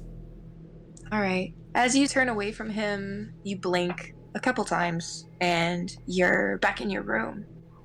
How are you feeling remembering this memory? Knox is taken back, looking back at these violent memories. I suppose that it gets a bit of adrenaline to think about it. His breathing gets a bit more excited for a moment and looks back at the bat and actually holds it in his hands, looks at it, touches the nails gently, and gives it a couple of swings inside his room. And does that for a little moment before looking back at the desk and looking at the rosary, just sitting there. That's what he's doing. You hear a gunshot.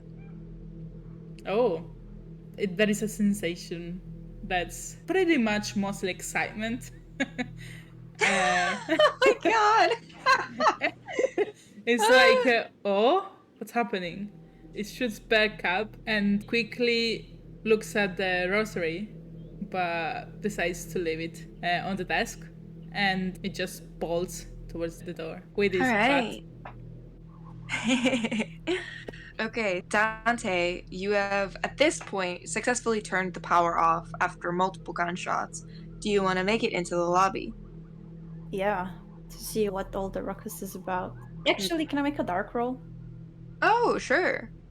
Okay, just one question. Can I level up now, or does it happen after the session? I think you can level up now. Okay, nice, because then my dark roll has no modifiers. I hope this is gonna help. Oh, finally. Excellent. All right, tell me what you want to ask the Abyss. Is Ash there where the gunshots are coming from? The Abyss shows you a quick overview of the layout of the foyer, and you do see Ash holding a gun. Nice. Okay. Alright, after that, yeah, they head down. All right, Knox, you hear the shots. Are you bringing the bat? Where are you going? Can I ask the beast myself where the noise is coming from? Yes, sure, well done. I'm sorry, that's so funny for me. So, dark, huh? Well, my dark is 0, so... Hey! All right, you asked what's going on? No, I asked where is the noise coming from? Oh, you see almost like a bird's eye view of the balcony and then over and onto the foyer. And you can see there's a sort of dark cloud, but ultimately you know that it's the main entrance by the central area of the hotel. Okay, so Knox is just gonna literally pew towards there. Are you going to the elevator? I think that he's gonna use the stairs if there are any that he could use. Oh, interesting choice. And are you bringing the baseball bat? Yeah, hanging around with the baseball bat. Okay. As you are running towards the stairs, when you open the door, you see Haley cross over your path and run down the stairwell. What do you do? Oh shit. Knox is gonna probably be a bit taken back from that. Is Haley already past going down? Yeah, she's just sort of rounded the corner where the doors are, and she's just about to head down the downstairs area. Okay, I think that Knox would probably shout, Marshall! Seeing Haley. She'll turn and look at you. Knox, did you put on your glasses again?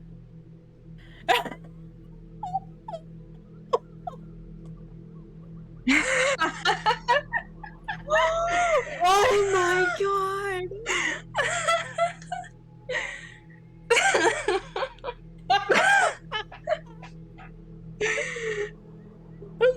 Okay. Lose my Okay, mind. well, if you didn't remember to put your glasses on before you ran out the door, then you gotta roll. I think that also this means that I'm using involuntarily the move, oops, whenever you accidentally use petrification on someone you care about to gain an experience point. But I'm not gonna petrify until I actually hit, right? Yeah. Oh my lord, what the fuck? So it's -1, right? Please don't hit.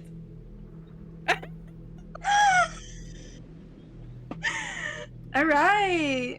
Okay, so you're gonna mark XP because of oops. So when they hit, they get the condition petrified. Petrified doesn't mean that you turn to stone. It just means that they freeze for a moment. And the condition means that you get a little bit scared as well. So Haley is also going to take a harm. Oh shit. Sorry, So I'm gonna say that the harm that she takes is actually because as she turns around to see you on the middle of the staircase and she sees you and she looks into your eyes, she falls backwards and falls down the stairs a little bit and then hits her head on the wall. She puts her hand up to the back of her head. What do you do? Do you think that at this point Knox would have realized that he's not wearing his glasses? I think so. Yeah, but I think that... Do you turn around and go back, or do you go to Haley? I think that first thing first is gonna try and help Haley up without looking at her. So looking at the ground and just kind of stumbling down the stairs and be like, oh shit, oh god, I'm so sorry, oh shit. Just stumbling like that. Are you okay? No. I'm sorry, I forgot my glasses in my bedroom. I guess it's nice to see you too. Oh boy. She's like a little shaky. He's still looking down. He's literally not looking anywhere close to Haley. I'm gonna be back. I'm gonna go and run to my room and get my glasses. Did you hear the gunshots? Yeah, I did. You know what's going on? Haley shakes her head and she's still rubbing her eyes. And she kind of laughs, even though she's really shaky. And I think she's gonna say, you know, it's been so long since I've looked in your eyes. I sort of forgot what they look like. Oh, you know what I remember what my eyes look like. And he's stumbling around with his words. I think she's going to put her hand over her eyes so she can't really open them again and like pat around the ground to see if Knox is beside her. Are they there? Yes, they are there. And he's kind of like smiling but like coughing, like, what are you doing? I think she's gonna eventually find his thigh and give it a couple pats and then just be like, I'm gonna wait here. You sure? Yeah, I don't really think I can move right now. Maybe you shouldn't go downstairs then. Do you want to wait in my room? I need to find my... No, I'm not gonna wait. I need to get them. Wait, are you waiting or not now? I'm confused. And he's kind of like still looking on the ground, but kind of moves his head a bit like he's confused. Are you gonna go get your glasses? That's what you said, isn't it? Do you want me to turn everybody I see into stone? I think I should get my glasses, lady. It's kind of unfortunate, but she seems weak. You've never really seen her look weak. And she's gonna let her head fall a little bit and then clench the hand that was by your leg into a fist and just be like, pretty boy, I don't really want to ask for help, but if you could help me get down the stairs, that would be great. So why don't you just go get your silly little spectacles and then come back, okay? I mean, you owe me. You literally just made me fall down. I think that Knox is gonna interrupt her and just bright super up and pick her up off the ground? Yes, and carry her upstairs. Oh my god, no, that's not what you want. She's gonna like kick her little feet. I'm gonna roll for that to be able to do that. Volatile? Yeah. Okay. Remember, I have a volatile +3. 10. Okay. Fucking whatever, man. And it's gonna be like, it will take me literally a second. Come with me. And you're just gonna try to run like 2 stairs at a time upstairs to go back to his room. Okay, Haley's gonna still kick and like hit them a Knox little is gonna be like, ow, ouch, ow, and just kind of just go. Oh my god. Okay, you make it back to your room. Do you set Haley down while you go get the glasses, or are you just gonna carry her inside? I can set down outside the room, but it takes 2 seconds from there to take the glasses and come back, right? Okay. And then he's gonna be like, can I carry you downstairs again? Sorry for not asking. Do you have the glasses on again? Yes. Okay, well, hold on. When you say that, are you flirting with her or are you trying to be helpful? Both. So I suppose I should roll for hot. Yeah, we'll see how it goes. Hot is Somebody plus said 1. Knox Mothman. 4! Haley's not Okay. pleased. Knox marks experience again. damn. And then Haley is gonna like tentatively open her eyes. Is she standing in the doorway because he closed the door? He closed the door, yeah. Okay, I think she's gonna walk forwards at him, push him against the door. She's gonna make little fists and hit him a couple times. Be like, no! And then she's gonna turn around and Hey, I'm try to go back down sorry. the stairs. I'm just sorry. And it's kind of just like skipping, like, you know, when you're running, walk, skip, kind of like that. It's like, I'm sorry. Yeah. Oh, damn, I didn't want to leave you there.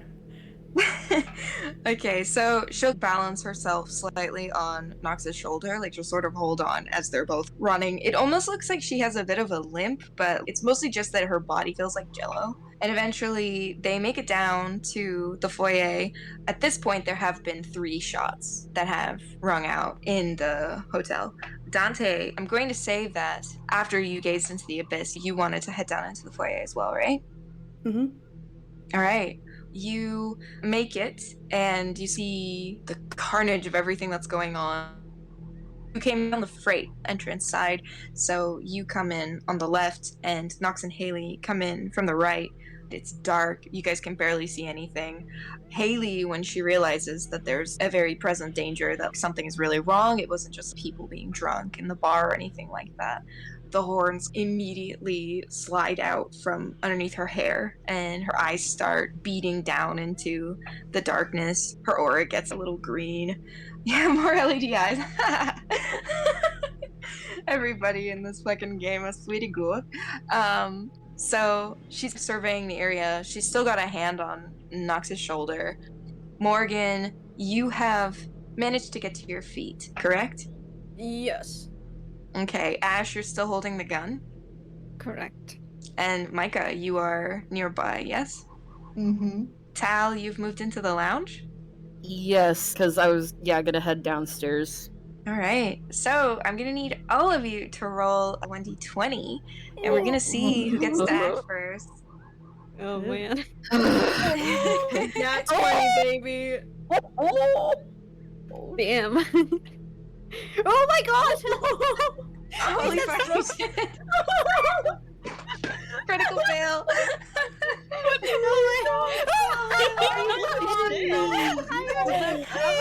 It's so fucking hot! Are you So kidding all me? 3 of us have to roll again. Oh my god. That's No way. crazy. Okay, I gotta stop. Insane. God Do we damn. have My to roll again? god. Yeah, all 3 of us do. Okay. Hey, I cannot believe this happened. You Okay, so and Leslie goes first, then me. So the order is Ash, Morgan, Micah, and then we had Tal, and Knox. then Dante, Knox. I rolled 1. Alright, and I'm going to roll 3 times. Oh shit. Oh my god. Oh my god. Everyone's here. 3 times. Alright, Oh, so I rolled 15, so I'm gonna roll again. This is Haley. Okay, well, Oh no. Haley, Oh, Haley goes no. before Tal. Coven Slay. Who's the Okay. 20? No. So Tal and Haley both rolled 15, so Oh, okay, okay. Haley's the 20. Wait, never mind. This is Cam. Okay. I'm gonna say that Cam even goes after Knox, and this is Quinn. I think that goes before Dante, but after everybody else. Okay. All right, Coven. Ash, you have the gun. The entire altar is dark. There is thunder rumbling. There is a storm happening. What do you want to do? Okay, so what exactly do I see? I just see Morgan's arm glowing in the dark. Yeah, you see Morgan's arm. If you were to look around, you might be able to see Haley in the distance, or you could roll dark to try to figure out where everybody is. But that would count as your action. Why did Morgan have to go lantern mode? I'm like the guy from Sky High. Morgan's a fucking glow stick right now. Yeah. Literally the target on all of this. I think Ash's hands are shaking. She never shot a gun before, but she's still holding on to it. And I think she just keeps moving a bit back so she's not on the same position as she was when the lights went out. And she's gonna keep aiming in case something comes for Morgan. Okay, so she's just backing up a little bit, but she's basically holding. That's her action. Wait, does she know that there isn't any more shots in the face?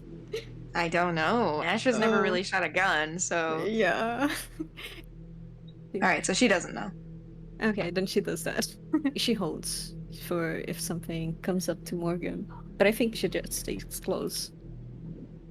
Alright, Morgan, what do you do? Is Quinn like still next to Morgan? Quinn put her hands up and backed away, so she's not really right in front of Morgan anymore. She's been backing away.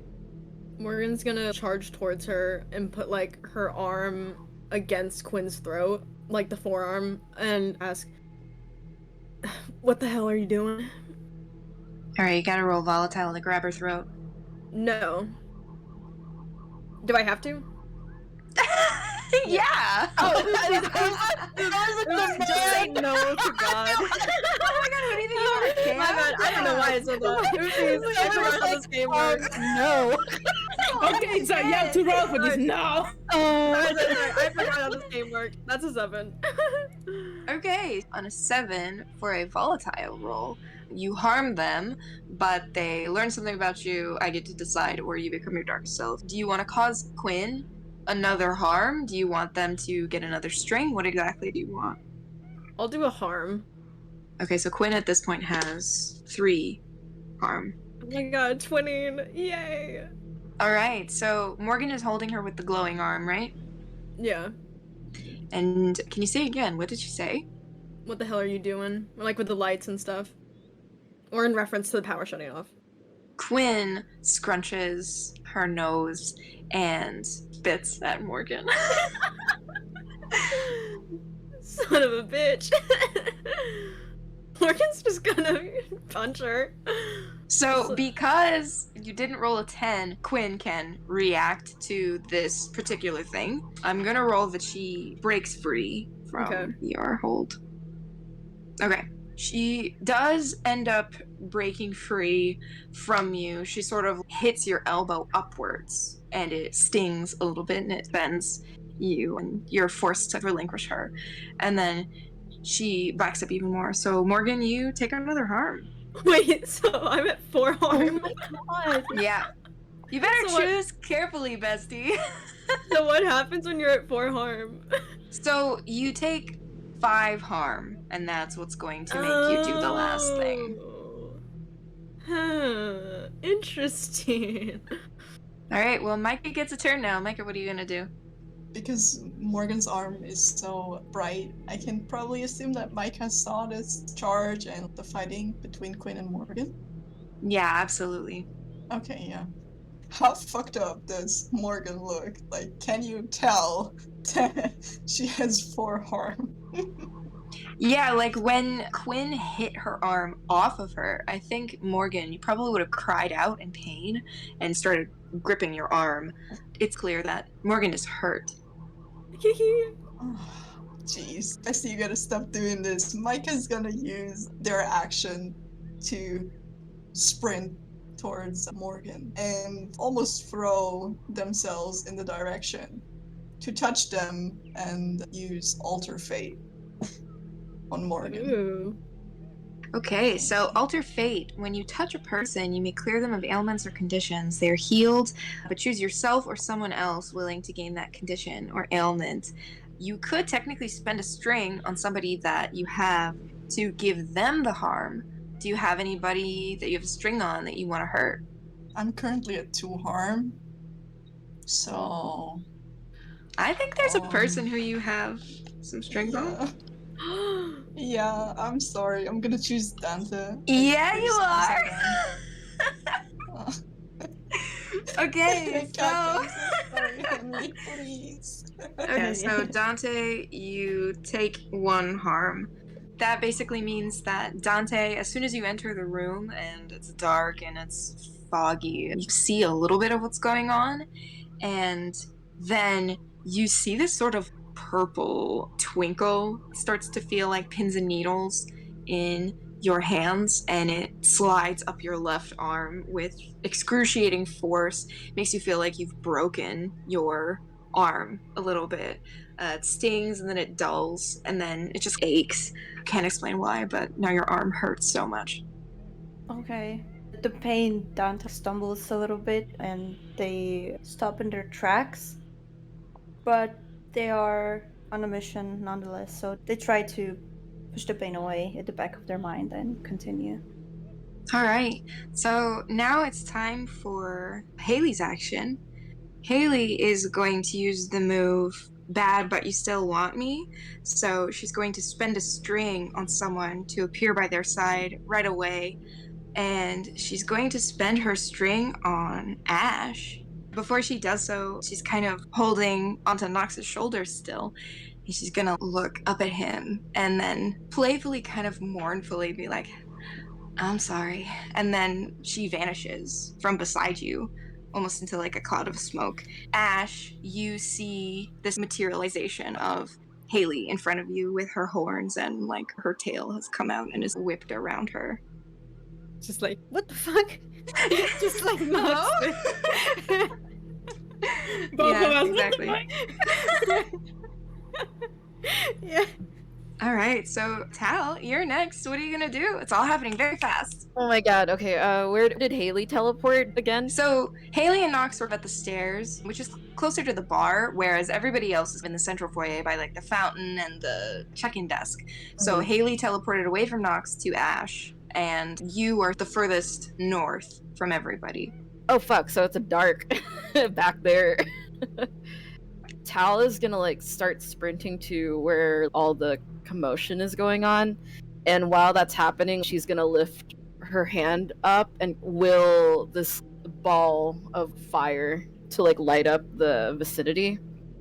And how far can she sprint? How fast does she start noticing people? Well, if you ran, I'd get you to roll run away, and depending on how well you rolled, I'd let you know how far you could get. Okay, what do I roll with? Modifier? Volatile. And okay. I would say maybe, do you want to run with the flames like in your hands to kind of light up where you're going? Yes, and I'm gonna use my forward that I got last session, if that's cool. Yeah. So absolutely. would I add like a +1 to my modifier? So what is your volatile? 2. So then you'd roll +3. Okay. 12. All right, 12 is a complete success. Do you want to describe what happens? I'm going to say you 100% make it to the central group. Okay. So you all just see this ball of fire coming down the foyer. I think to that, Tao is holding like a source of light, so she's seeing like them approaching, and it's probably like lighting up more people. Yeah. When she sees Tao coming, she quickly like turns the gun towards them and it's like, stay the fuck back. Oh my god. Okay, to that, Tal like stops in her tracks, but like how close had Tal gotten to Ash before she had turned around? Because I mean, I rolled a 12, so I don't know if like I'm going to say because you rolled really well, Ash, your back was to Tal. So you only see it once the periphery has been lit up. So I would say that Tal is maybe 2 meters away from you at best. 2 meters? Wait, 2 meters is... That's like a person. It's like It's a like person. 6 feet. Yeah. 6 feet. Okay. Okay, Tal, when they stop, you hear the spurs kind of spin for a second on their heel, and then like they start slowly lifting both of their hands up to their face and is like shaking their head at Ash and is just like, you sure you know how to use that thing? I think Tal can see her hands are shaking, and she definitely does not look like she knows how to use them. I think she's just trying to reaffirm herself, but because she still like failed her and keep her cool before, I think she's not keeping it very much together at this Okay. point. So Tal is unconvinced and will Yeah. actually start walking closer to Ash. She's like, don't get close, and She's she's going. like She's trying still going. to. She's Oh. still going until the tip of the rifle touches Tal's chest. And then Tal is slowly moving her hand that has the flame to it and is like lowering the flame a little bit to the tip of the rifle and is holding it and is keeping it there waiting for Ash if she's gonna do anything. What the fuck are you doing? Tal doesn't say anything, and then the flame goes really low for a second. You almost can't see it, and then Tal's hand kind of glows and then bends the rifle like in a U upwards, so it's unusable. If possible. Do I have to roll for that? Okay, because it was so sexy, I'm gonna say no, because I really want it to happen.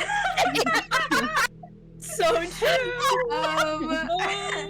What I will say, if it's okay, while this is happening, I'm going to do Quinn's action, because Okay. this is all kind of like a prolonged thing. And I also think that, Tao, if you are open to opportunity, I think Haley might attack you. Okay. So I'm gonna roll really quickly for Quinn. Okay, so Quinn decided to run away. She rolled volatile, she rolled 7. When you run away on a 7 to 9, you get away, but choose 1. You run into something worse, you cause a big scene, or you leave something behind. And I think that the most fun thing here is you leave something behind.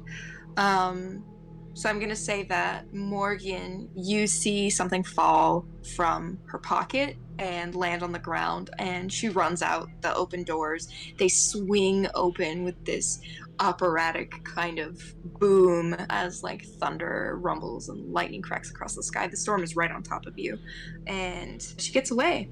While that's happening, I'm also going to roll for Haley. That sucker punch, dude. Oh boy. Okay, yeah, Haley's volatile is +2, I think. No, her volatile is +1. Okay. Oh shit. I'm so sorry, Tal. You're still holding onto the gun, you've melted it backwards. Ash, do you look terrified? Yeah, pretty much. Okay, Haley's going to like spin so that she's beside Ash. She's gonna bend her left leg, and then her tail is gonna come out from behind her. Tal, it's gonna wrap around your throat, and then it's gonna pull you to the ground, and you're gonna have the wind knocked out of you, and you take a harm. Oh my man. god. Okay. Tal at that immediately lets go of the barrel of the rifle and then is rendered to their knees and is gripping at whatever's around their throat and is like looking up at where it's coming from. Can Ash do something to this? Yeah, Ash, you can do an action, and then I'm gonna pass it to Dante.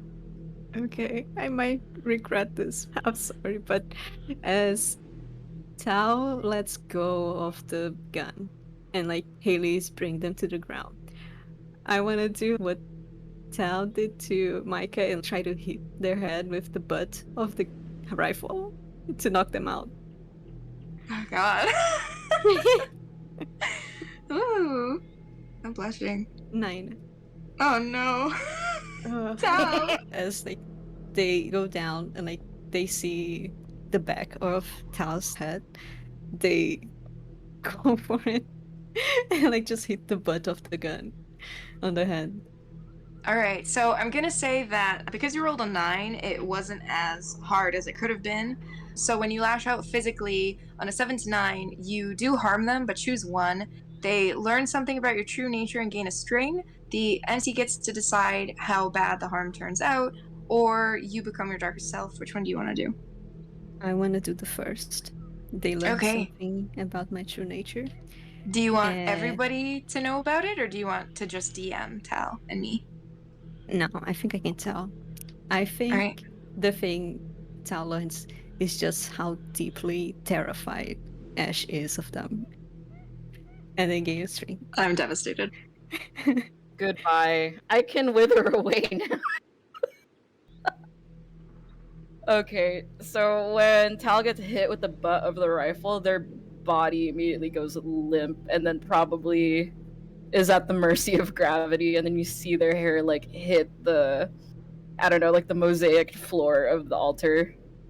All right. I'm going to say that, again, because it was a 9, it wasn't as bad as it could have been. Like, you're not deeply concussed. You could probably come back from this. Dante, you can do something if you want. Okay, so just to clarify, what exactly does Dante see now? They see Tal on the ground with Haley's tail around her neck. When Ash knocked Tal unconscious, Haley let go. Haley didn't need to have the tail around the neck anymore. Okay, Haley and Ash are towering over Tal. Where is Morgan? Morgan, you're by Micah, right? Because Micah touched Yeah. you to heal you. Yeah. Alright, so first of all, I think Dante's gonna just quickly look around and see if they can spot Cam anywhere near or in the room. Can they see Cam? No, not yet. Cam is going to be last, so Cam's going to enter the room as all of this is happening.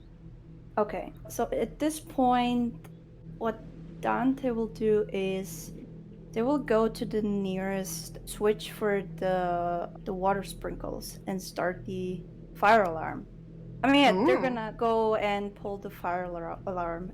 Because I think usually these things, even though there's no electricity, they should still be rigged up to the backup power source, so that should Yeah. still be functional. Okay, yeah. Like a generator? Yeah, okay. They're gonna pull the fire alarm in hopes of distracting everyone. They'll try and get closer to the whole situation, but they will try and stay hidden. They're not just gonna pop up.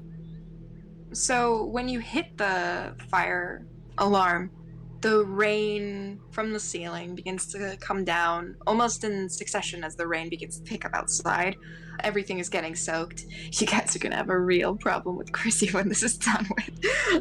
So sorry, Chrissy. Water is pouring in everywhere. Knox, your hair is getting soaked. Your clothes are getting heavy. Morgan, you can feel the bandages, what little still cling to your body. They're getting soaked, and all of you are feeling a little bit unsure. Ash, do you feel at all like comforted by the water? I think she's pretty shaken after hitting Tal. Her hands are shaking, and she like just drops the gun to the floor.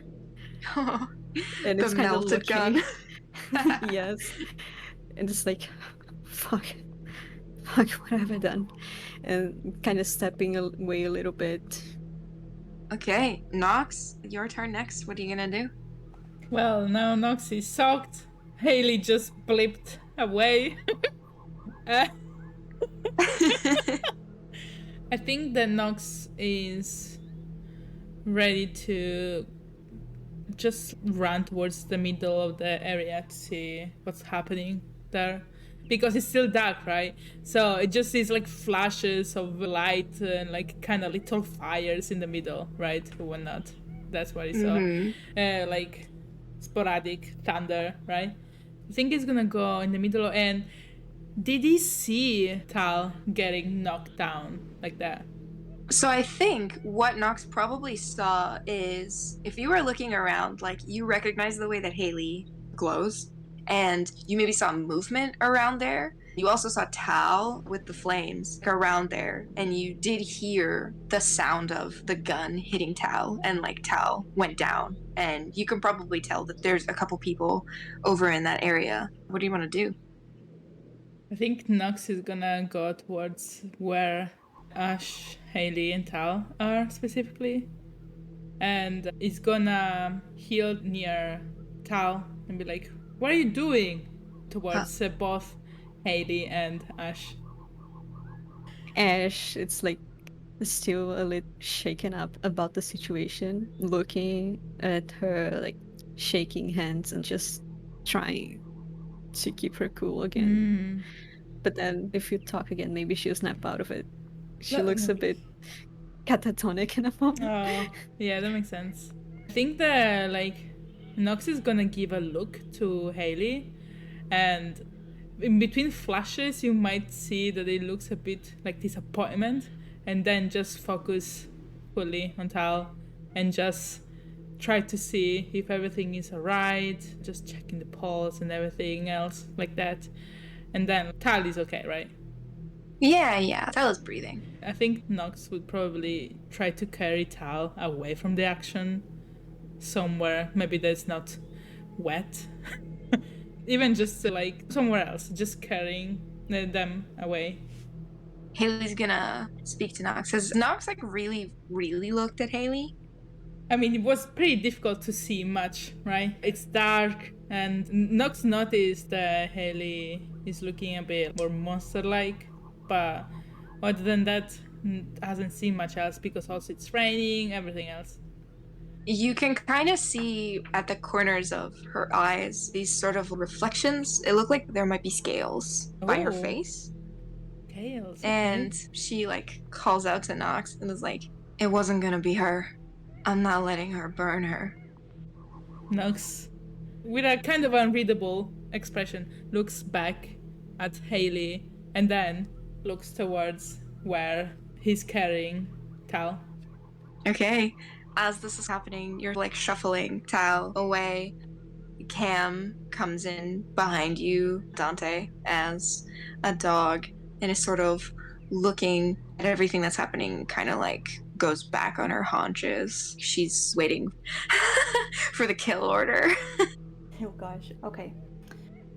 Dante's gonna say to Cam, "Hey, remember when I promised you that you can have a go at that one?" And then they nod into the direction of Morgan. Oh my god. Are you kidding? Nope. Wait, so you're just walking towards... Dante's just walking towards Morgan? Not yet, but Okay. like, they're telling Cam that they can finally have a go at Morgan for being rude to her. Okay, so if Dante was in danger, then the hound attacks automatically. But if you're asking Cam to do something, you have to roll. Okay, what do I roll? It's dark, right? Because it's a request. Dear Lord Almighty, please don't let me down. Oh, thank God. It's an 8. Thank God is sure a way to react to that being a success. Okay. An 8 basically means that they do go to do the task that you want, but they leave chaos in their wake. And I'm Awesome. gonna roll volatile for Cam. Cool. Morgan, sweetie, I'm praying for you so Morgan's hard like right now. dying. Because she's like weathered and like... yeah, she's easy prey right now. I don't know. Oh my God! Rest in pieces. No. Okay, so technically what happens is skirting death, you have two options, because you're about to die. I am. You can become your darkest self, or you can lose all strings you have on everybody. Let me So see. basically what that means, the amount of strings you have one string on I do. Taya. I know, and I want to keep it. That's Oh. Zoe, look in my eyes. I'm begging you right now. Good Christ. Okay, Hang on, so let me find my darkest self. The altar is gonna be eviscerated. Taya is... Can't wait. Let's go. all right. Well, Um. I'm gonna say that Cam snarls and She's in does dog like form when she does this. she's a dog right now. Big, So- scary dog. She licks her teeth and then backs up a tiny bit and sprints towards Morgan. Morgan, I'm gonna say that she bites onto your forearm, like she jumps forward and clamps down onto your forearm. and pulls you into the sort of like thin hallway where the exit is, close to the side entrance. I have to give it my strings, or what's the other one? Go into darkest self. Interesting. I don't know. Going darkest self sounds fun. Oh my Can you read the Plaything's Darkest Self so that we know what Yeah. it is? Take what you want. Grab life by the balls. You've indulged your passion secretly for too long, but no more. You're entitled to whoever or whatever you've been dreaming of, so go get it. You escape your darker self when someone shows you that sharing is better than taking or possessing. Oh god. What would that even look like right now? Yeah, Actually, I'm not sure. Some of the yeah. homebrew Darkest Selves are a little bit hard to understand. Yeah, I think because of the current scenario it's in, I will relinquish all my strings, which is 1. Okay, so Morgan loses her string on Taya, and in doing so, can I describe what happens? Yes. Morgan, your arm crackles, and you feel almost like the shoulder electrocutes you a little bit, and then Cam lets go. Her mouth is covered in your blood, and the way that she barks almost seems like a laugh. And then she hops gleefully away back into the main part of the foyer where now she's prowling, and everybody is still there. Knox, you saw Cam drag Morgan into the next room. You're still holding Tal. Ash and Micah, like, you are also still there. Is there anything that you feel like you want to do in this last moment? I think that Knox at this point, when he puts Tal somewhere safe, is gonna get back up, look towards the room, and assess the situation. Basically, just look around and see what's happening. If things have calmed down and stuff.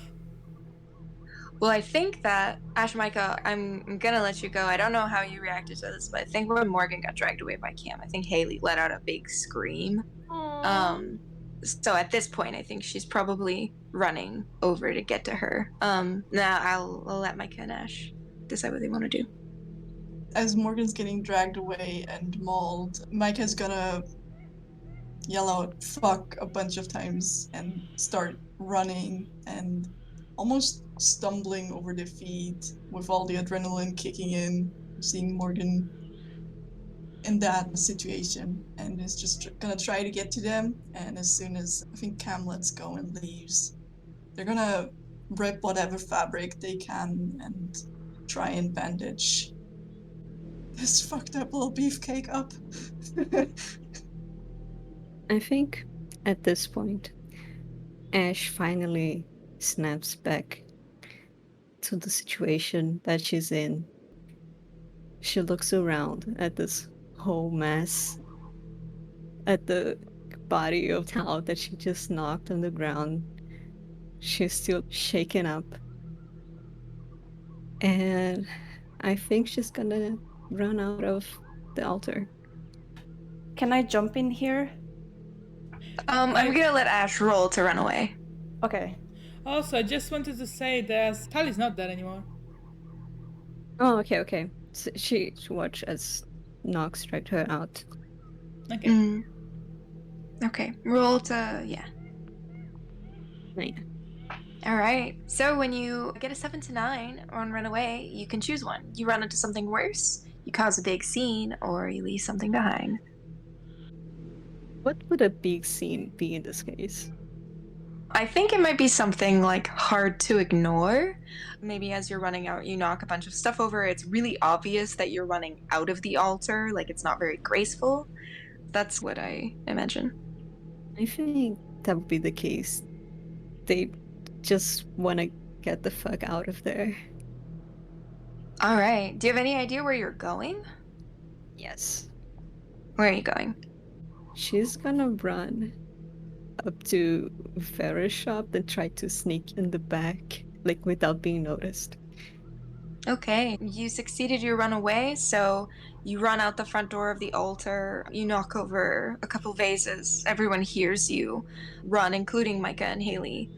So I'm gonna give Dante and Knox one more chance to do something in case there's anything left that they want to do. The sprinklers are still on, the storm is really raging outside. Knox, you heard Haley let out this blood-curdling scream. Now you're seeing Cam has come out of the shadows and is coming back around to you. Almost as though her, like, true dog nature of, did I do a good job, is coming out a little bit. So, what do you both want to do? You can go Can first. I just say that Ash doesn't make it to Vera's shop because Dante goes after her. Dante uses the chance, is praising the Lord that their plan worked out, and they bolt after Ash. Like, everyone's distracted, there's a big commotion going on with Cam mauling Morgan. Everyone turns to Morgan and Cam. So Dante's just gonna bolt after Ash and try and catch up to her. Okay, you'll have to roll volatile to run. Okay. Oh, okay, so Barely. you got a mixed success, which means you also have to choose one of the following. But I'm going to say that because Ash rolled a higher mixed success, she is faster than you. You will see where she goes, where she's trying to get into Vera's shop, in the middle of this torrential downpour. But I'm also going to say that you don't necessarily catch her. If you rolled like a 12 or something, I'd say you'd catch her and capture her. Okay. Which one do you want to choose? Do you want to choose running into something worse, causing a big scene, or leaving something behind? They're gonna leave something behind. What are you going to leave? Your dog. For real. They're gonna leave behind the old pack of their playing cards, a weathered pack of playing cards that they always carry around. All right. Okay, so Dante bolts out the front door after this person. Knox, you see Dante chase this terrified girl down. What exactly do you want to do right now? Oh, this is like the Walking Dead kind of scenario where you have to. Oh, make a choice. God. Oh, give me a second. Take your time. Does Knox know in some capacity that Ash is important to Hailey? Yeah, I would say so. Okay. I would say probably since Morgan is now with both Micah and Hailey, Knox saw just Dante running towards this girl that, like, we really didn't see much, but, like, yeah, it's kind of insane. I think that he might try to run towards them and potentially avoid something that might be bad, but the main motive is to, in some silly way, make up a little bit with Hailey.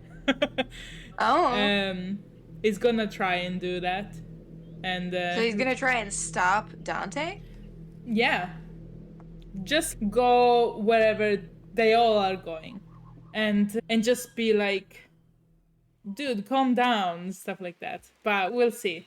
Okay. So you have to roll with volatile. Yes, I shall. Oh boy, it's still +3. 8. Okay. So Well- do I catch up with Dante then, because it's higher than his? Yeah, so Ash is there. currently our track star. So she has outrun both of you. Dante rolled a 7. They're probably like a little bit shaken as they're running. But Knox, you do catch up to them. And you are faster than them. Yeah. But you do have to pick. You run into something worse, you cause a big scene, or you leave something behind. Huh. I think it's gonna cause a big scene, yeah. Okay, so when you cause a big scene, you make it very known that your presence is like leaving the building. So I'm gonna say that Micah and Haley probably notice Knox because he's so massive. Run out of the building into the rain after Dante. Yeah. Okay, well, Knox, you're able to catch up to Dante, and you maybe put your body in front of them. What do you say? Yeah, I think that as soon as Knox, first of all, is calling out to Dante while approaching, and as soon as he gets in front of them, it's like stopping them and pushing them to a halt behind them, right? So it's like, yo, dude, and he's just trying to stop him on his tracks. What the fuck are you doing? Get out of my fucking way. No, what the fuck are you doing? What was that back then? And he points towards the altar. I'm Why going for Why did you Ash. attack that kid? I almost said Morgan. I don't know who is that Because kid. they have the documents, you dumbass. Let me through. Knox is getting kind of impatient of this behavior. And he is gonna roll to push Dante to the ground. Oh my god, are we having the jock fight in the rain that I've wanted forever? I swear to God, I'm selling on you. I swear to God, I'm 9. not kidding. 9. Mask Oh on my mask fight in the rain. It's happening. And This is the happiest day of my life. as soon as Knox pushes Dante, is like, you sit your ass back down, and just gives a big push. You do realize that you're interfering with T's direct orders right here. You do realize that you're just causing a big fucking scene at the altar, like you did yesterday, right? Excuse me? Who was the one who shot the gun? Get out of my fucking way. And at this point, I think Panda's gonna punch Tal. Because they're How? being annoying. Knox? Oh, sorry, Knox. Yeah, they're being annoying. Poor Tal is unconscious. So sorry, That's Tal. been a pacifist this entire game. Okay, so really quickly before we do that, you had a mixed success, Knox. So you do succeed in pushing Dante to the ground, which is all muddy with sand and rain. But Dante has to either learn something about your true nature and gain a string. I'm gonna decide how bad the harm turns out, or you become your darkest self. Ooh. Wait. I think he's gonna turn into his darkest self. You kidding me? Why the fuck would you do that? I'm literally on a mission. Oh my Knox, god! you dumbass. Okay, wait, so describe your darkest self to everybody. I'm gonna bury myself alive. Okay, my darkest self says, you're done hiding your gaze. If people can't meet it, that's the issue. You meet the gaze of everyone you encounter unless they are taking explicit precautions. If they try to hold your gaze, you aren't backing down. Escape your darkest self when either you actually turn someone to stone or someone takes to arm trying to talk and stare you down. Okay, so Knox, I think this implies you take off your glasses. Yeah. He's taking his glasses off. Just throwing them on the ground, on the dirty, rainy, dark ground. Okay, I'm gonna give Dante now the opportunity to respond before you'd roll cold. So, Dante knows what it means when Knox takes off his glasses. They've probably seen them. Yeah, probably. Yeah. Yeah. Little magic. Okay, yeah.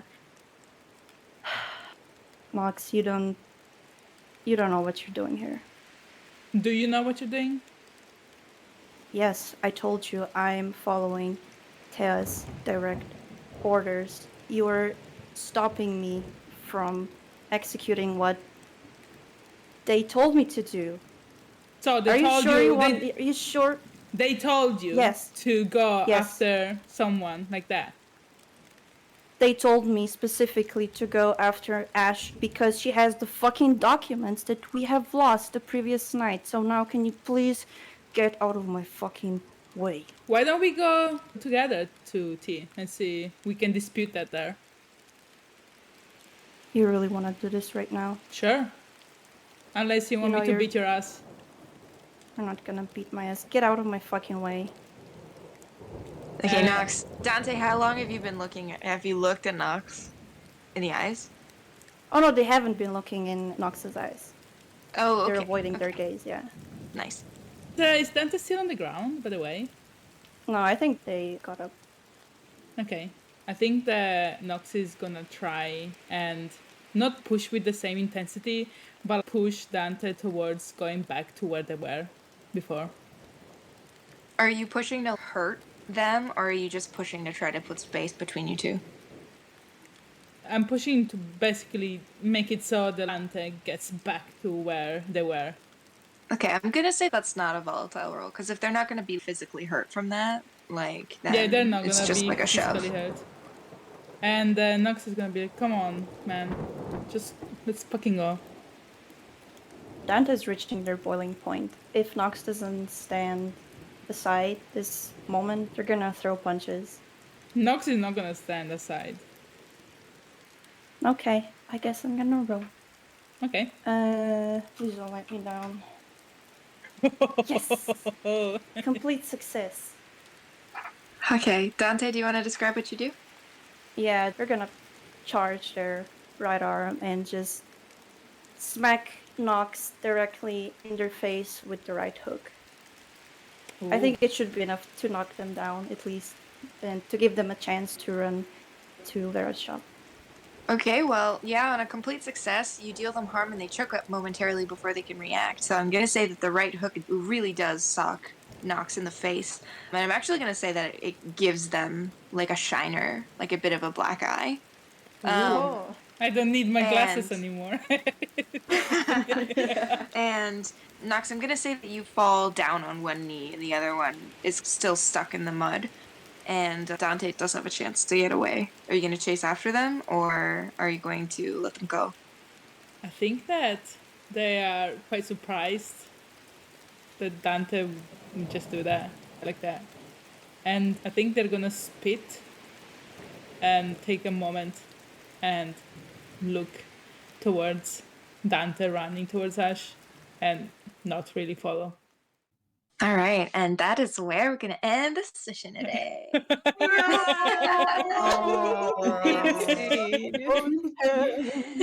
Sean, recording. you could have, right? Bye. Oh, yes, bye, recording. Bye.